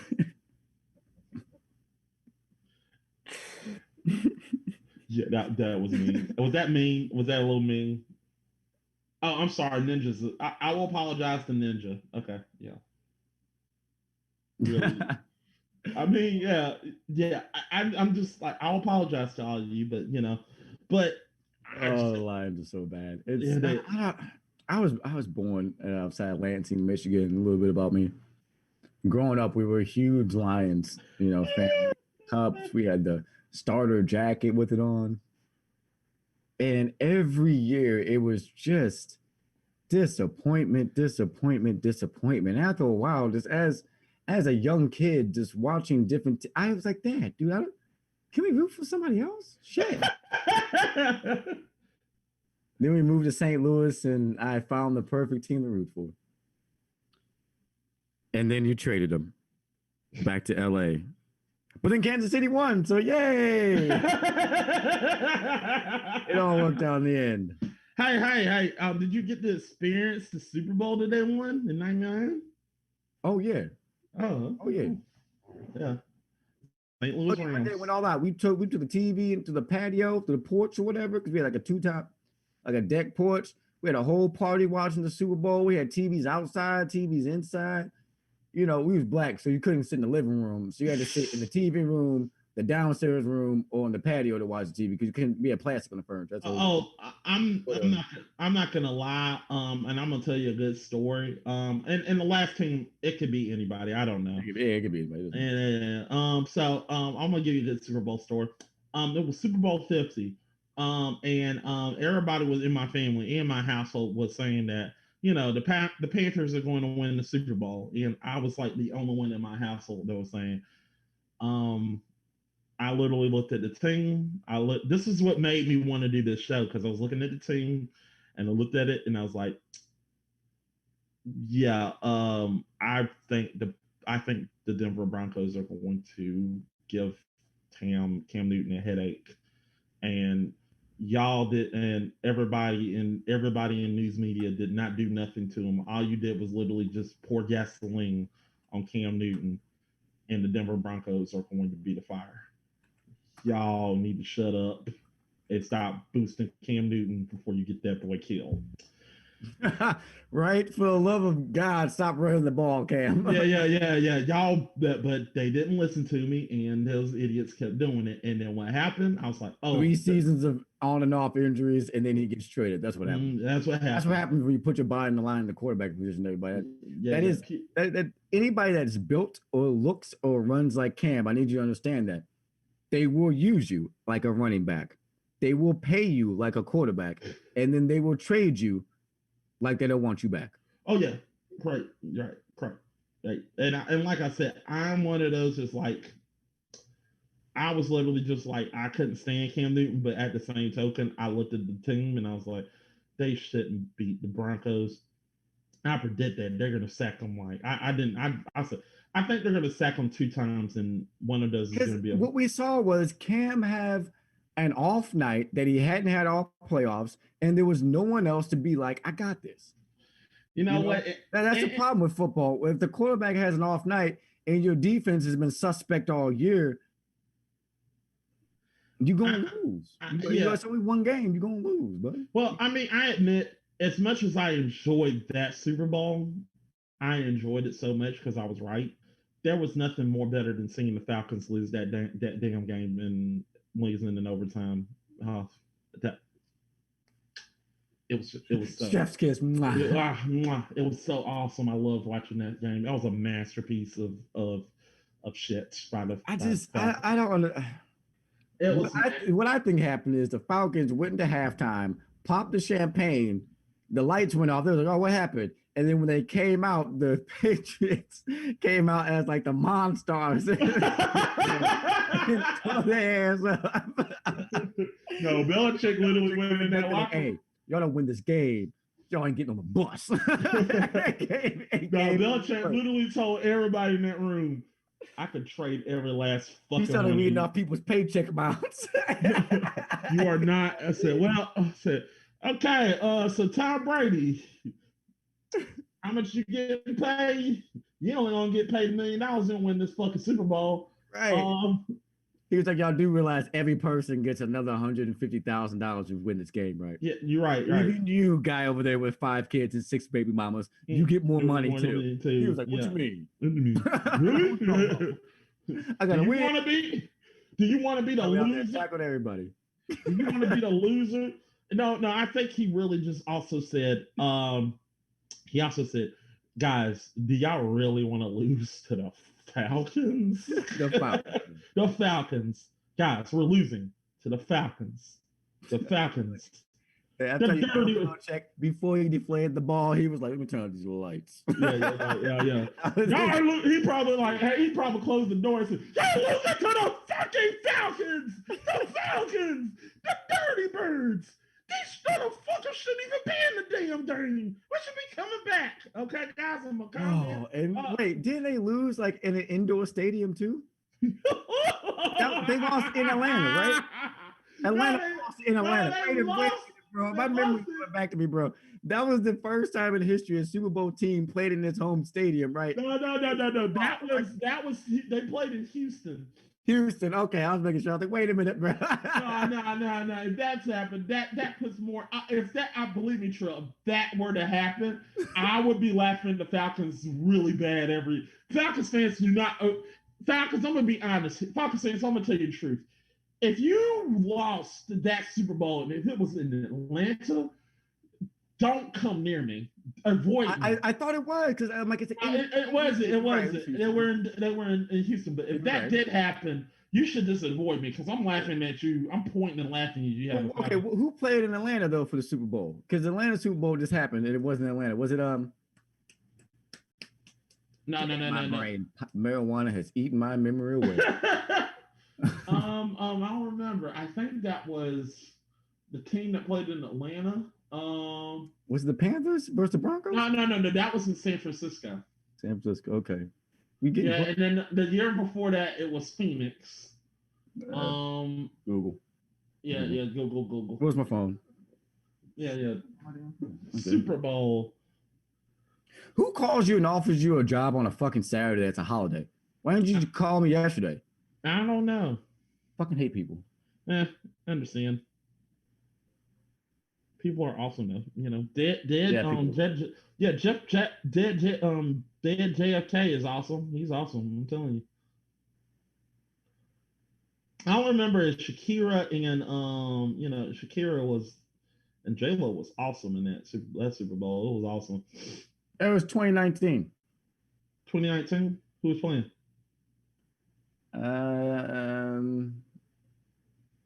Broncos defeated by the Falcons by the score of winning their second consecutive Super Bowl. Wait, Broncos? No. That don't sound right. The fuck? That's not right.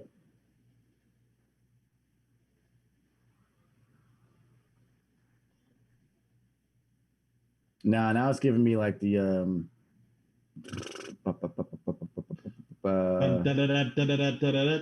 it's giving me the wrong thing. Okay, here we go. The last one was actually the last one was the LA Rams and the New England Patriots. Go fuck yourself. They're the St. Louis Rams then. Huh? No, they happened in 1999. The St. Louis Rams. No, actually, you want to know what's worse? They played again in the same fucking stadium not too long ago. It was the last Super Bowl before Kansas City. It was Super Bowl 53. Yeah. Okay. Ugh, it's annoying. Yeah, they were the LA Rams. Damn Rams. Damn it.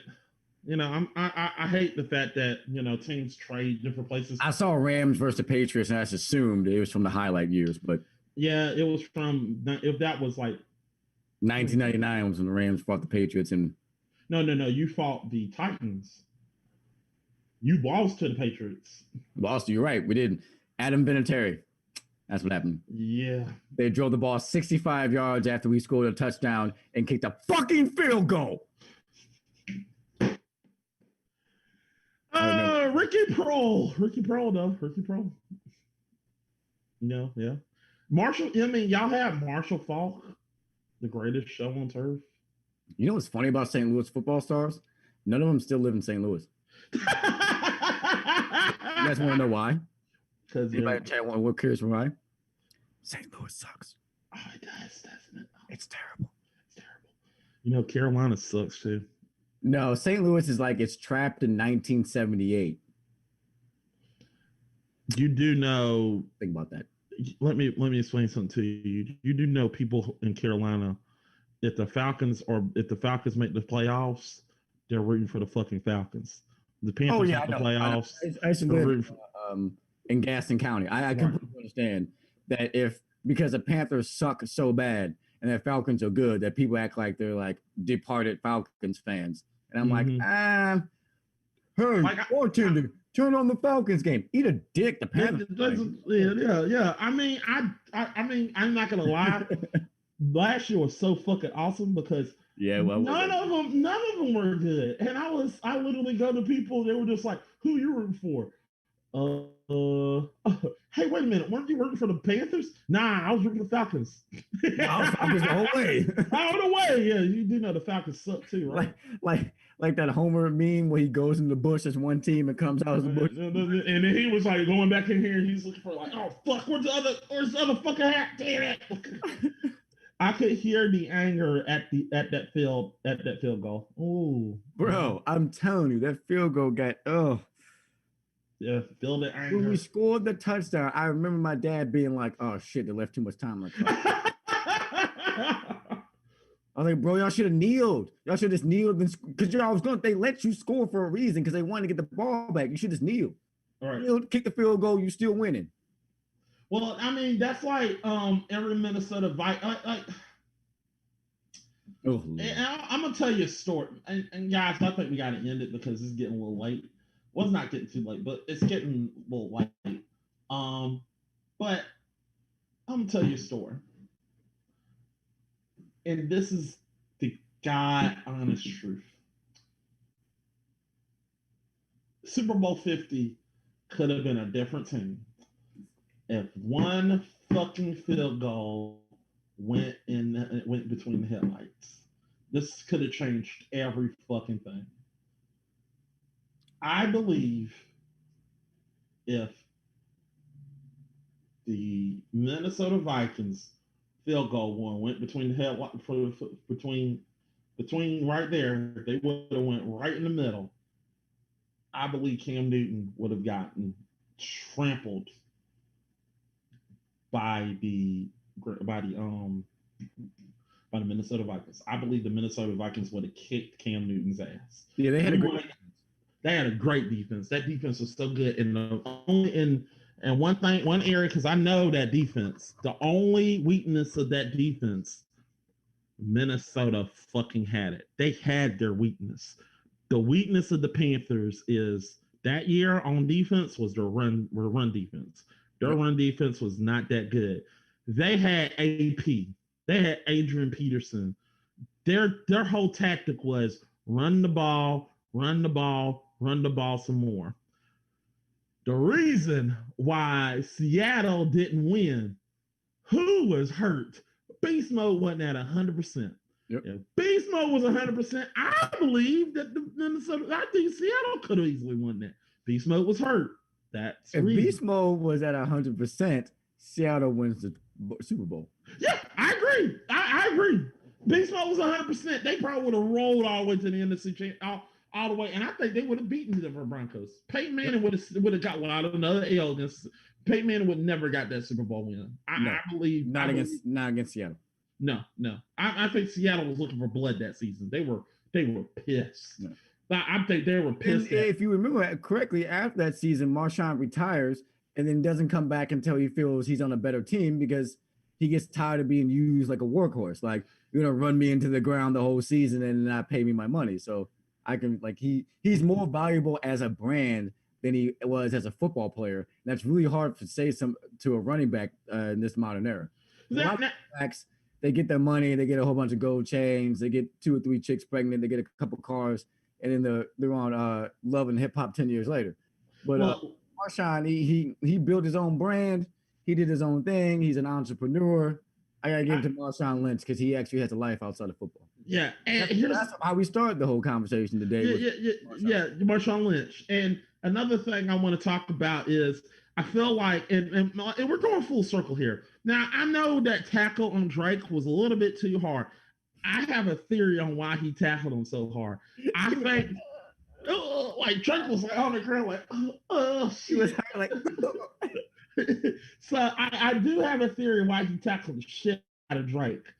I believe, and I will say this right now, he imagined Drake as Pete Carroll because I am still wondering to this fucking day, why the fuck did you not give him the ball at the 1 yard line? How? Bro, How? Marshawn and Pete Carroll cannot be in the same room, bro. No, not Ain't no way after that. Marshawn able to be on that man's line about that shit. No, No he way. probably was.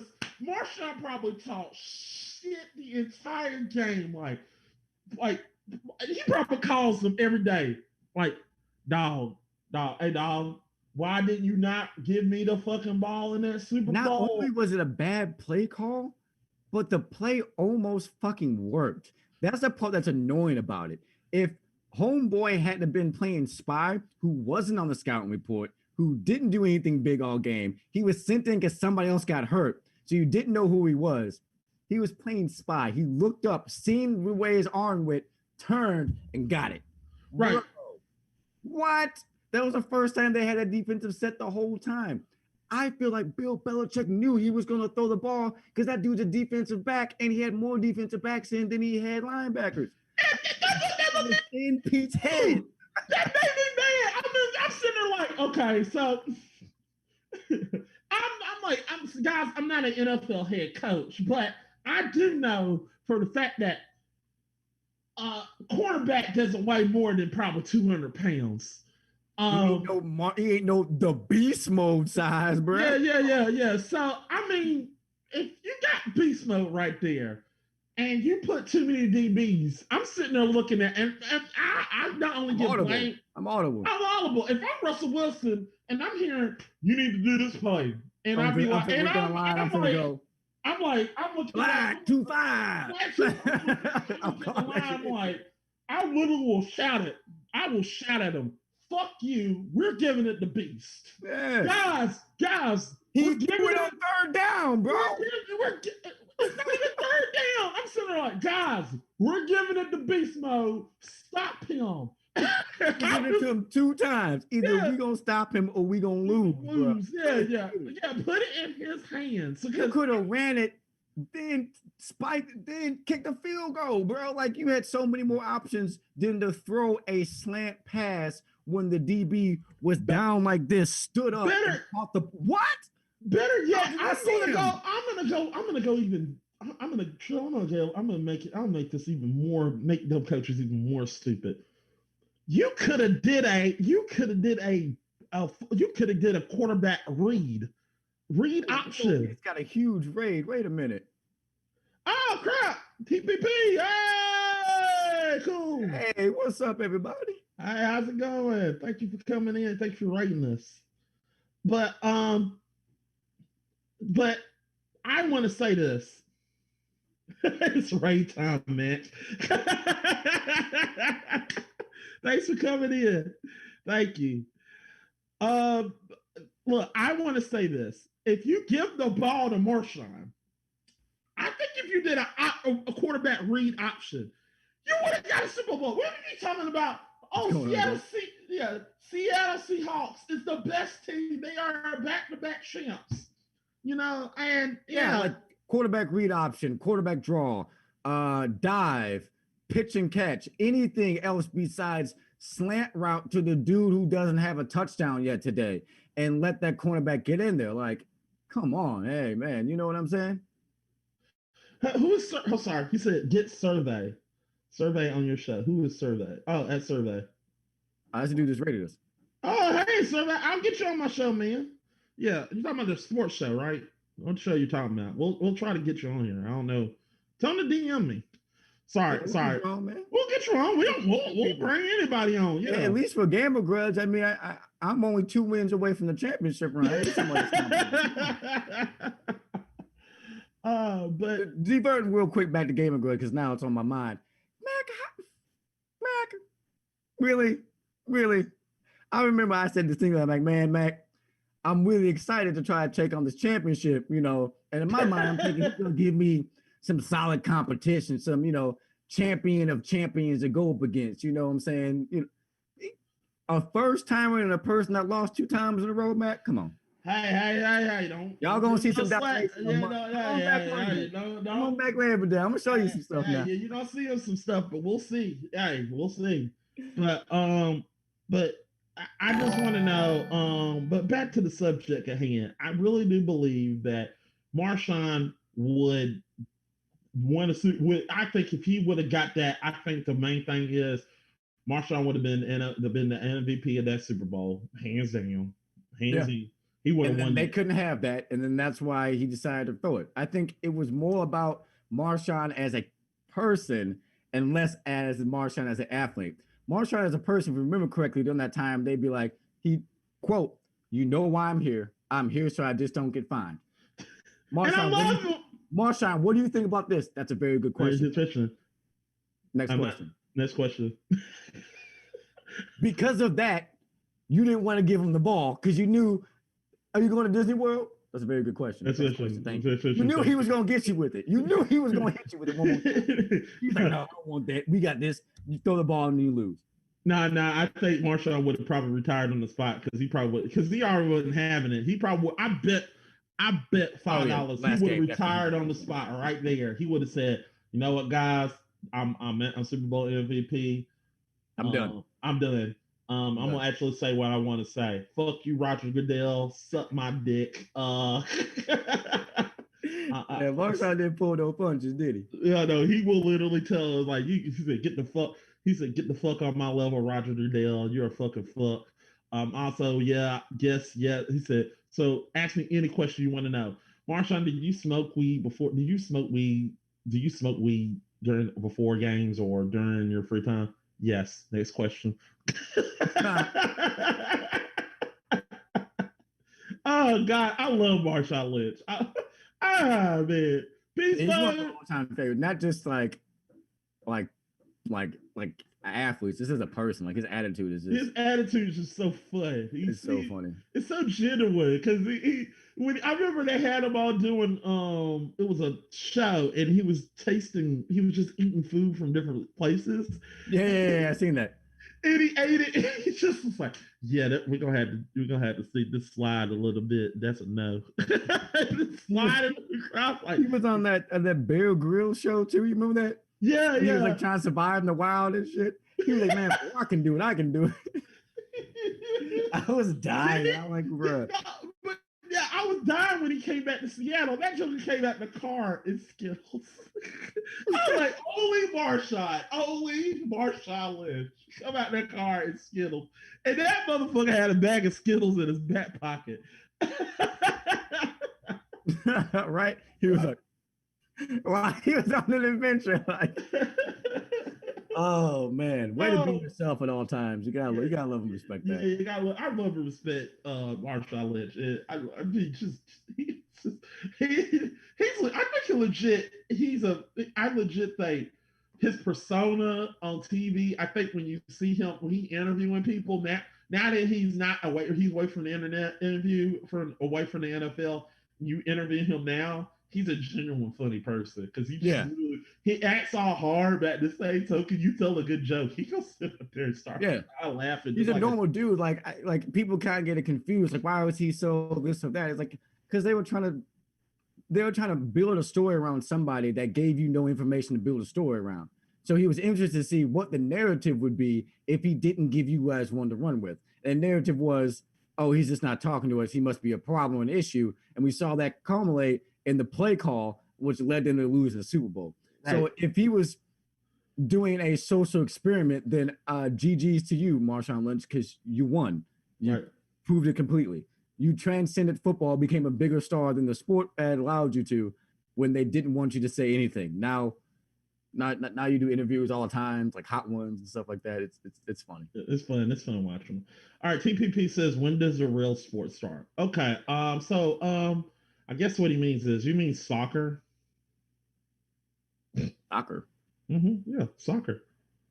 Like that thing that's not football? Yeah, no, it's not real football.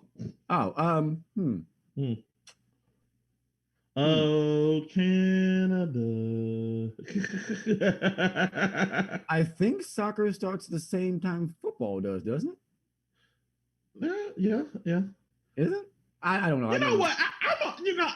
Jokes aside, soccer, them little folks go at it. I'm sorry. I'm gonna say it. They go at it. They get serious. No, I completely think the athletic prowess you need to be a soccer player is comparable to football, is comparable to basketball, comparable to baseball. I don't doubt their athleticism or their willingness or commitment to the sport. I just particularly don't watch it. Yeah, The yeah. last soccer game I watched was one for like Manchester United, and that's because my friend wanted me to check it out when we were watching together at the bar. It's always fun. I mean, if you're watching it with somebody who's really into it, they get you going on with it. They get you involved. They tell you about like the backstories. A lot of soccer teams have the same thing that a lot of our football teams. They have like conference rivals. They have cross time. They have a lot of inner dimensions, a lot of backstories, a lot of players. So it's just as entertaining and just as big. And if someone can like guide you through that experience, then I believe that it's well Well, worth it. well. How about this? How about this, TPP? He said, you can't call that football in America when it's played with the hands. How about this? Well, would it be fair, Trill, if we attempted to watch soccer for a little bit and see if we can get into it? No. I feel like it'd be disingenuous. I would rather have a person come on that I know is my friend who's like has Manchester United tattooed on him. And then we can talk about soccer. That's like an episode we want to do. Yeah, But yeah, we'll do that. I don't ever want to say something that I don't genuinely believe in. Yeah. So I would just be watching soccer just to watch it, and it doesn't captivate me like other sports do. Nothing wrong with soccer at all. It's a great sport. Not wrong, yeah. But we Same can thing with tennis. I like tennis. I know a lot about tennis. I played tennis, but sitting down and watching it, not my jam. Baseball. Played baseball. Sitting down watching it, not really my jam. Well, but I know enough to talk about it. I don't know enough about soccer to talk about it. But I love baseball, but I don't, how can I put it? Baseball is something that you want to watch. Manchester United. Yeah. He said a lot of people feel that way about that team. He did say that. Yeah. Fuck them. So he said it's like Patriots. Yeah, it seems like it. So I mean, baseball, I like watching it live, but I don't like watching it on TV. Does that make sense? Oh yeah, I'm in the home of the Cardinals. The live games are lit. You show up an hour and a half late for the game because fucking traffic sucks. You come in there, you pay $20-$40 for a beer and a hot dog, and by the time the ninth inning stretches happen, you're wasted trying to find the Uber to get home. It's a great time. Great time. I mean, like I said, I'm not a fan of the Atlanta Braves. In fact, I say fuck the Atlanta Braves, but shit, I will watch them. I mean, I will watch them. I like them. I like watching the game. I love watching baseball. It's something to watch. Yeah, if I'm at the game, watch any live sport I watch. I went to a live soccer game. That was huge. It was super fun. I don't remember how we got home because they serve beer in pints in Liverpool. I don't know if you know how big a pint is, but it's huge. Yeah, we need to bring it's like a mug. Like imagine like the chalice that Thor has. That's every size glass. I'm like, what the hell? Wow. And they have different alcohol ratings too. So like here, like in North Carolina, you get an 8% that comes in like a shorter shifter glass. It's not like that over there. You get an 8%. It comes in the same fucking big ass mug that the 3% does, and you just waste it off of one beer. It's crazy. I agree. So hold on. It's a WWE. That's real sports right there. It's not scripted or anything. Right. That's totally off the top. No. Yeah. I mean, we haven't watched WWE in a while. Because Triple H can totally punch a chick in the head 3 times, and it doesn't break her nose, and she just falls over, and the world isn't pissed off about it. Right. And Stone Cold cannot get run over by literally got ran over by limousines. Right. Yeah. Undertaker literally put somebody through a coffin through a table. Yeah, people get mankind literally fell off a stage onto a Cactus Jack literally fell onto the stage on the Undertaker and survived. Yeah, that's not fake. You remember that one guy that didn't make it though? What was it, like Robbie Hart Jr.? Robbie Hart Jr. Yeah, from all the way up top like a fucking crazy man on the rafters. Did 2 flips and cracked his shit. Yeah, he died. Yeah. What a legend. What a legend. What a legend. I said, oh shit, he died. Oh fuck. But but Major League, I don't really think anything big has happened. Besides fuck the Yankees, fuck them. Yeah, fuck them. You have a team in every sport. You're like, fuck them off rip. Like you don't say anything else about them. It's like fuck them. I love it. Yeah, oh, yeah. I love it. Seriously, I fuck the Yankees. Just fuck them. No, seriously, for real. They can eat a bag of dicks. Seriously. Yeah, fuck the Yankees. I mean, I don't got one in basketball. Not yet. I mean, the Knicks. I don't say fuck the Knicks. I just say the Knicks suck. That's a difference. That's a completely different. Like I don't hate the Knicks. Actually, in all honesty, the Knicks I want to see do well. There isn't a team in the NBA I actually just go like fuck them. But major leagues, I grew up hating the Yankees, and to be fair, fuck them. To be fair, what basketball team do you watch? I'm a Bulls fan. I watch all basketball. Yeah, I watch all basketball, but I'm a Bulls fan. I like NCAA.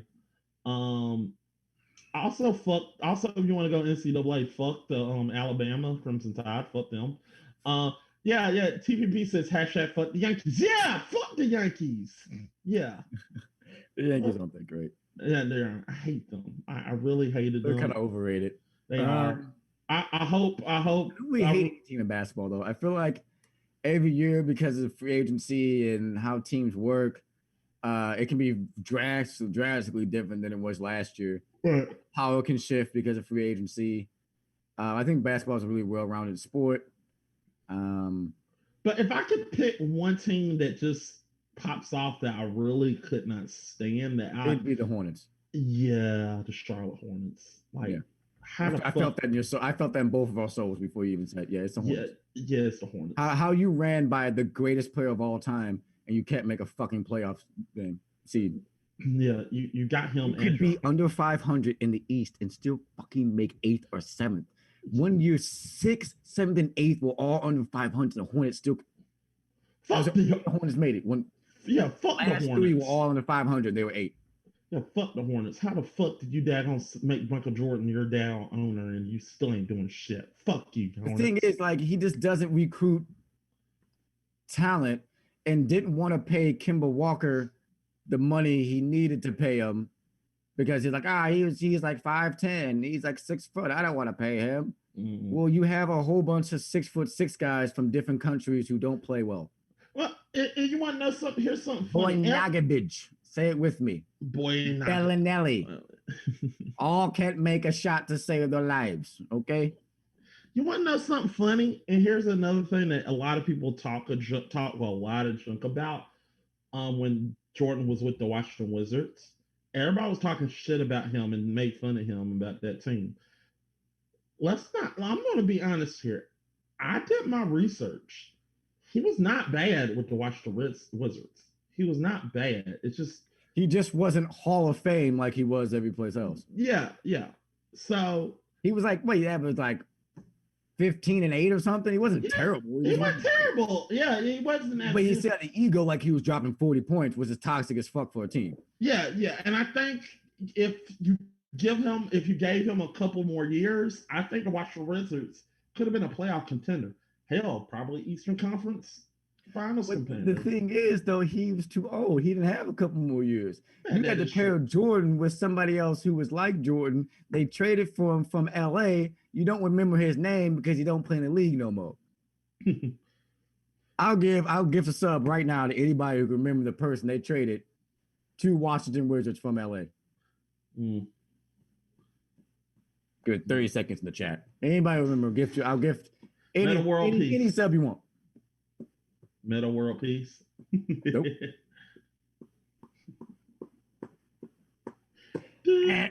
You'll never know. They traded him. After they traded him, a small town kid named Kobe Bean Bryant appeared in the Lakers conveniently right after they made the room for him. It's amazing how that happened. Right. Michael Jordan tore that young kid apart. Because they were supposed to be, Mike was supposed to pass it down to that kid. I'm not gonna say the guy's name because he's not in basketball anymore. He's kind of like a myth, but it's a thing. It's a thing. Sometimes when you push people too hard, you can push them straight out the way, and I feel like that's what Michael did in the Wizards. But Having said that, he was an amazing player, a great owner for standing up for the people's rights of players and especially players of colors. Civil rights, all good stuff there. When it comes to talent acquisition, talent casting, and being able to see the talent in somebody, he is probably one of the worst owners in that aspect. Yeah, yeah. He's to hire a better GM. True, true. I hate to hear this about my boy MJ because MJ is the man. And yeah, I think that's it. I think we're done today because I don't think we got anything else. Yeah, that was every topic. We did a good job. We actually made it to everything. Hold on, here we go. Which football player do you think is better, Leo Maserati, Cristo, Rolando, Robert Lewandowski, or Nia and okay, that's a good one. I cannot get those names right, but yeah, you're reading it too. It's on YouTube. I'm trying. Who do you think is better? Like soccer, football. Those aren't football players. Yeah. I don't recognize any of those names off the rip, guys. I'm sorry. You know what? I'm gonna take a guess. I think I heard about Robert. I think Robert is. I probably be wrong, but Robert. Yeah, I might be wrong. Let's see. Yeah, let me Google it. Yeah. You're giving us a question. Sometimes if I can see their face and I know who you're talking about. The first guy's name was Leo Mizai.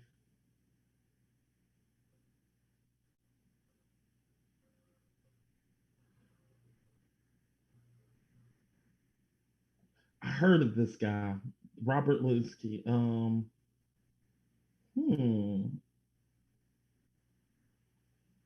You know what?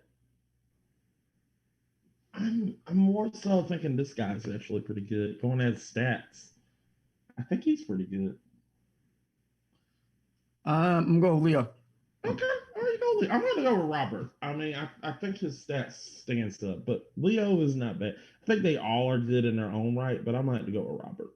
I remember me seeing Leo on the TV. The other two, I didn't recognize. I heard of Robert, and I looked him up. He looks pretty good, and yeah. Isn't that funny how you can see somebody's face and remember them quickly, but like their name, if it's like yeah, necessarily in a foreign language, but it hits your ears in a foreign way. You know what I'm saying? David Smith doesn't hit my ear like Jamal Williams does. You know what I'm saying? Right. If you hear Tony Parker, you're like, who? And then you look it up. I was like, oh, Tony Parker, the San Antonio Spurs. Oh, okay, yeah. Sometimes people's names that don't. I don't know. It's something in our brains where people like sometimes names and faces don't register at the same time. But yeah. I hope that answered your question, man. I hope we. I hope you did. I hope you answered it. Hope we answered it. Hope you enjoyed the show. Hope you enjoyed the rest of the show because it's fun. All right. So are we missing anything, Trill? No. Do you want to rate somebody? Ooh, we could rate somebody. I think we only got 2 people because I'm looking at the screen. I see 7. I see 2. Why are you? Hold on. What the fuck? Really? I'm talking about on Twitch. What the fuck? Really? We got 7 on Twitch? What the fuck? Oh, damn it. Okay. Well, what the hell? I'm gonna type someone's name in here, and you check them out, and you see if you want to rate them before. All right, cool. I'll make sure. Oh, everybody's watching right now. Do me a huge favor, and it's not letting me enter it. Is it? Yeah, it did. Do me a huge favor. Everybody go follow me on Twitch. I'm on this platform. It's Trill_XO. Hit me up. I stream all the time. It's at I'm making a mess of this whole thing. It's weird trying to shout myself out on someone else's stream because I'm like clicking a button that's supposed to do it, and it's not because it's not my stream. That's funny. All right, follow me there. I stream all the time, guys. Stream RPGs, sports games, This week we're doing a lot of Avengers because it just came out. I stream Nintendo games. Next week we're getting back into the regular thing of Apex, Warzone, Avengers, some Destiny 2, and even some Pokemon and some Breath of the Wild Master Mode playthrough. So always a good time. I do tons of giveaways. I have a subscriber giveaway running right now, where if you subscribe to my channel, you get your name in a hat. You pull your name out the hat. I send you a homemade bottle of hot sauce called Trill Sauce. We have 2 flavors: habanero, pineapple, and damn, this is hot. I pineapple because the damn, this is hot ain't for everybody. But you tell me, I send it to you, mailing. I've already mailed out 4 or 5. A lot of great stuff on the channel. Best way to keep up in touch with me is that, or gf1 Sports, or on Discord. I want to sincerely thank everybody from YouTube for coming to hang out with us. Thank you, thank you, thank you. You guys have opened my whole eyes up to this YouTubing thing. Without you guys, I wouldn't be able to make it. And yeah, thanks, guys. All right, I think we're hosting them right now. Yeah, we're hosting. We're hosting. So guys, make sure you go there. We're rating them. Woo! Go in there and say fixers, fix a raid, fix a raid. Hashtag game fix a raid. Fix a raid, fix a raid.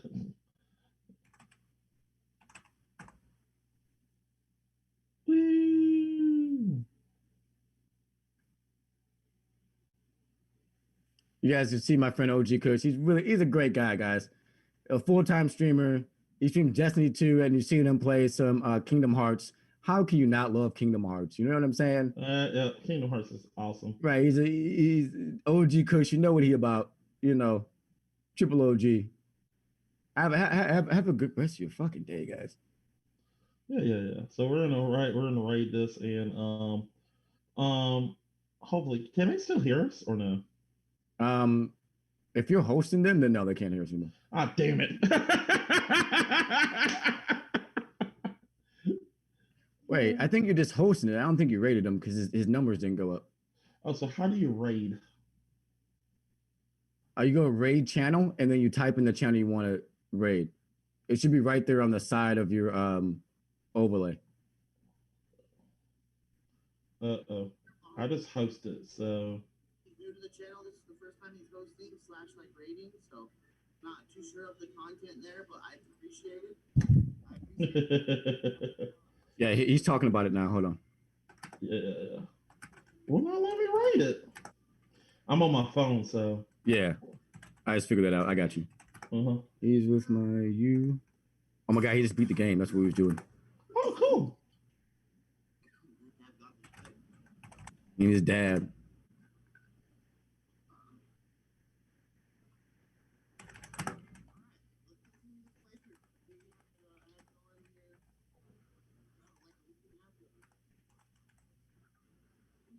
Guys, I'm Momo. Yeah, so I finished Pride Lands. All right. Twilight Town next. I want to do this. All right. All right. I think we're good right now. So I wonder how I get out of it. Get back to the show. Oh shit, that was a good show, man. Great show. Great show. All right. A lot of energy. All right, so I got to get off of this because they still see us on YouTube. They can see me all they want. It's all right. I ain't doing that wild yet. I just stood up, so you can't say I got no drawers on. Oh, crap. Oh, damn it.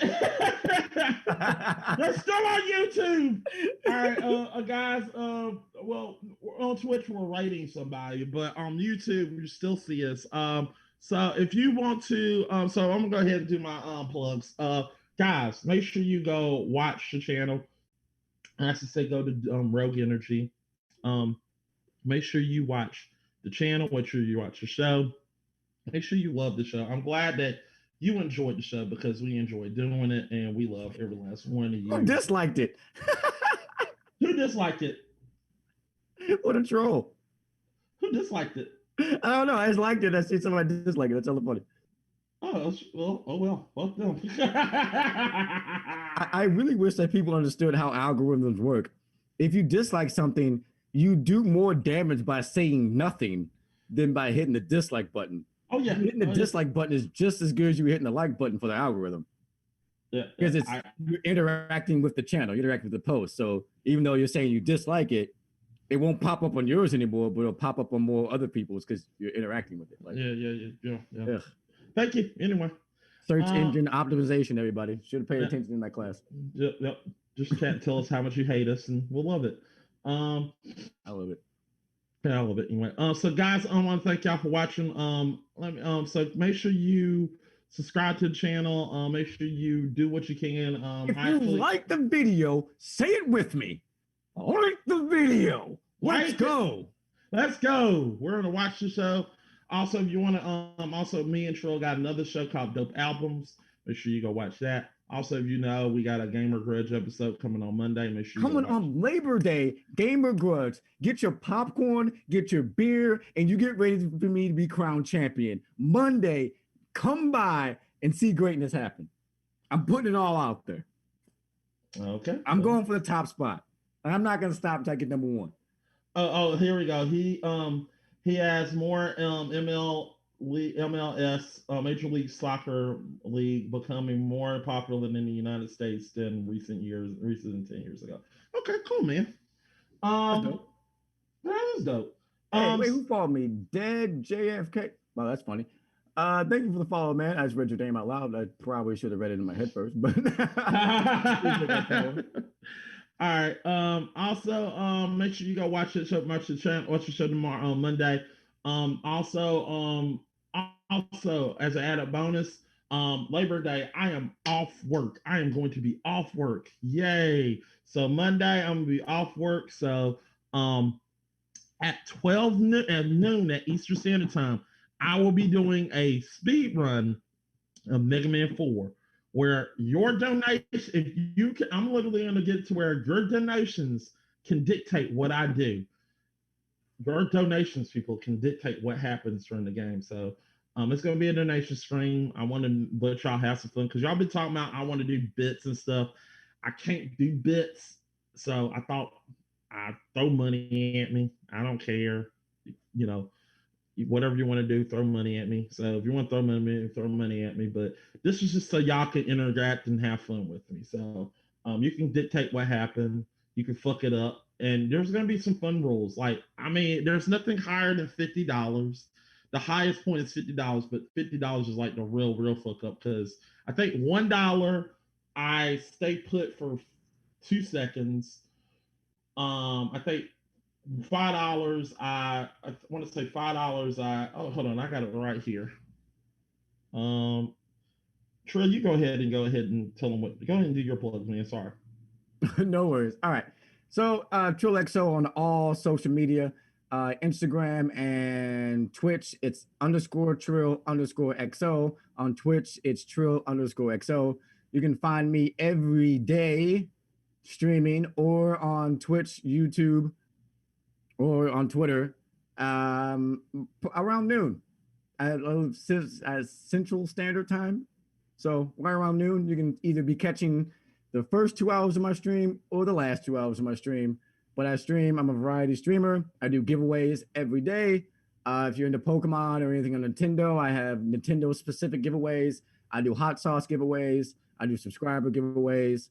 I really love it when you guys come by and ask me stuff and chat. It always gives me like an opportunity to interact with you. I have new channel points coming out, and at the end of the year, we're coming out with merch. Right now, the only merch I have is the giveaways for the hot sauce. But if more people like the hot sauce, we'll be selling it in the merch store because no one wants to wear a shirt with someone that's hotter than them on it, which would totally be me.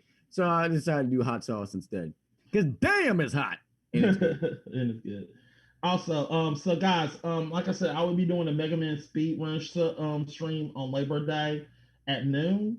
And here's what's gonna happen: $1, I will not attack for 2 minutes. $5 is instant death.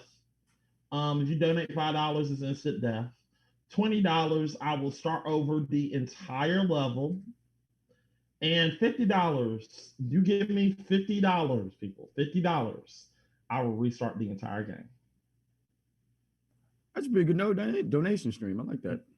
So if you want to come and fucked me over in Mega Man. Now's the time, people. But I don't think none of these will affect me because I'm really good. So whether you donate $50, if you got the balls to give me $50 so I could start over the damn game, be my guest. I mean, I think I'm gonna beat it either way. So I mean, I mean, come on, bring it on. I don't give a fuck. But yeah, go watch that 12 noon tomorrow Eastern Standard Time. That's gonna be fun. But yeah, guys, it's a good show. This is a really good show. I enjoyed doing it. We got some people interacting with us, and it was pretty fun. I think this is a good show. We'll be back the probably the first week. I'm not gonna say Thursday, but it'll be the first week in October. The NFL season. By that time, the NFL season will have I thought started. November came up next. I'm so glad you said something. I almost sound stupid as fuck. Yeah, I was like, yeah, I was like November early. But the first month in October, we will be back. So make sure you come by and watch us on October. We will start October. We will give it hopefully a full slate of probably 3 weeks will pass by the NFL. So we'll probably give you another prediction of what's going on. Will we keep our positions the same or not? Hopefully the playoff bubble will finally have crown the East. Maybe my predictions will come true. I don't know in the East. We'll see. Whatever that happens. By October, it should be the finals by October. Yeah, by October it should be the finals. So everything should be in full swing by October. So hopefully we'll figure things out. But until then, people, I'm Mac and I'm Trill XO. And we are gone, people. We'll see you next time on the next episode of GF1 Sports. See ya. Bye. Have a very good time. Bye-bye. Come back now.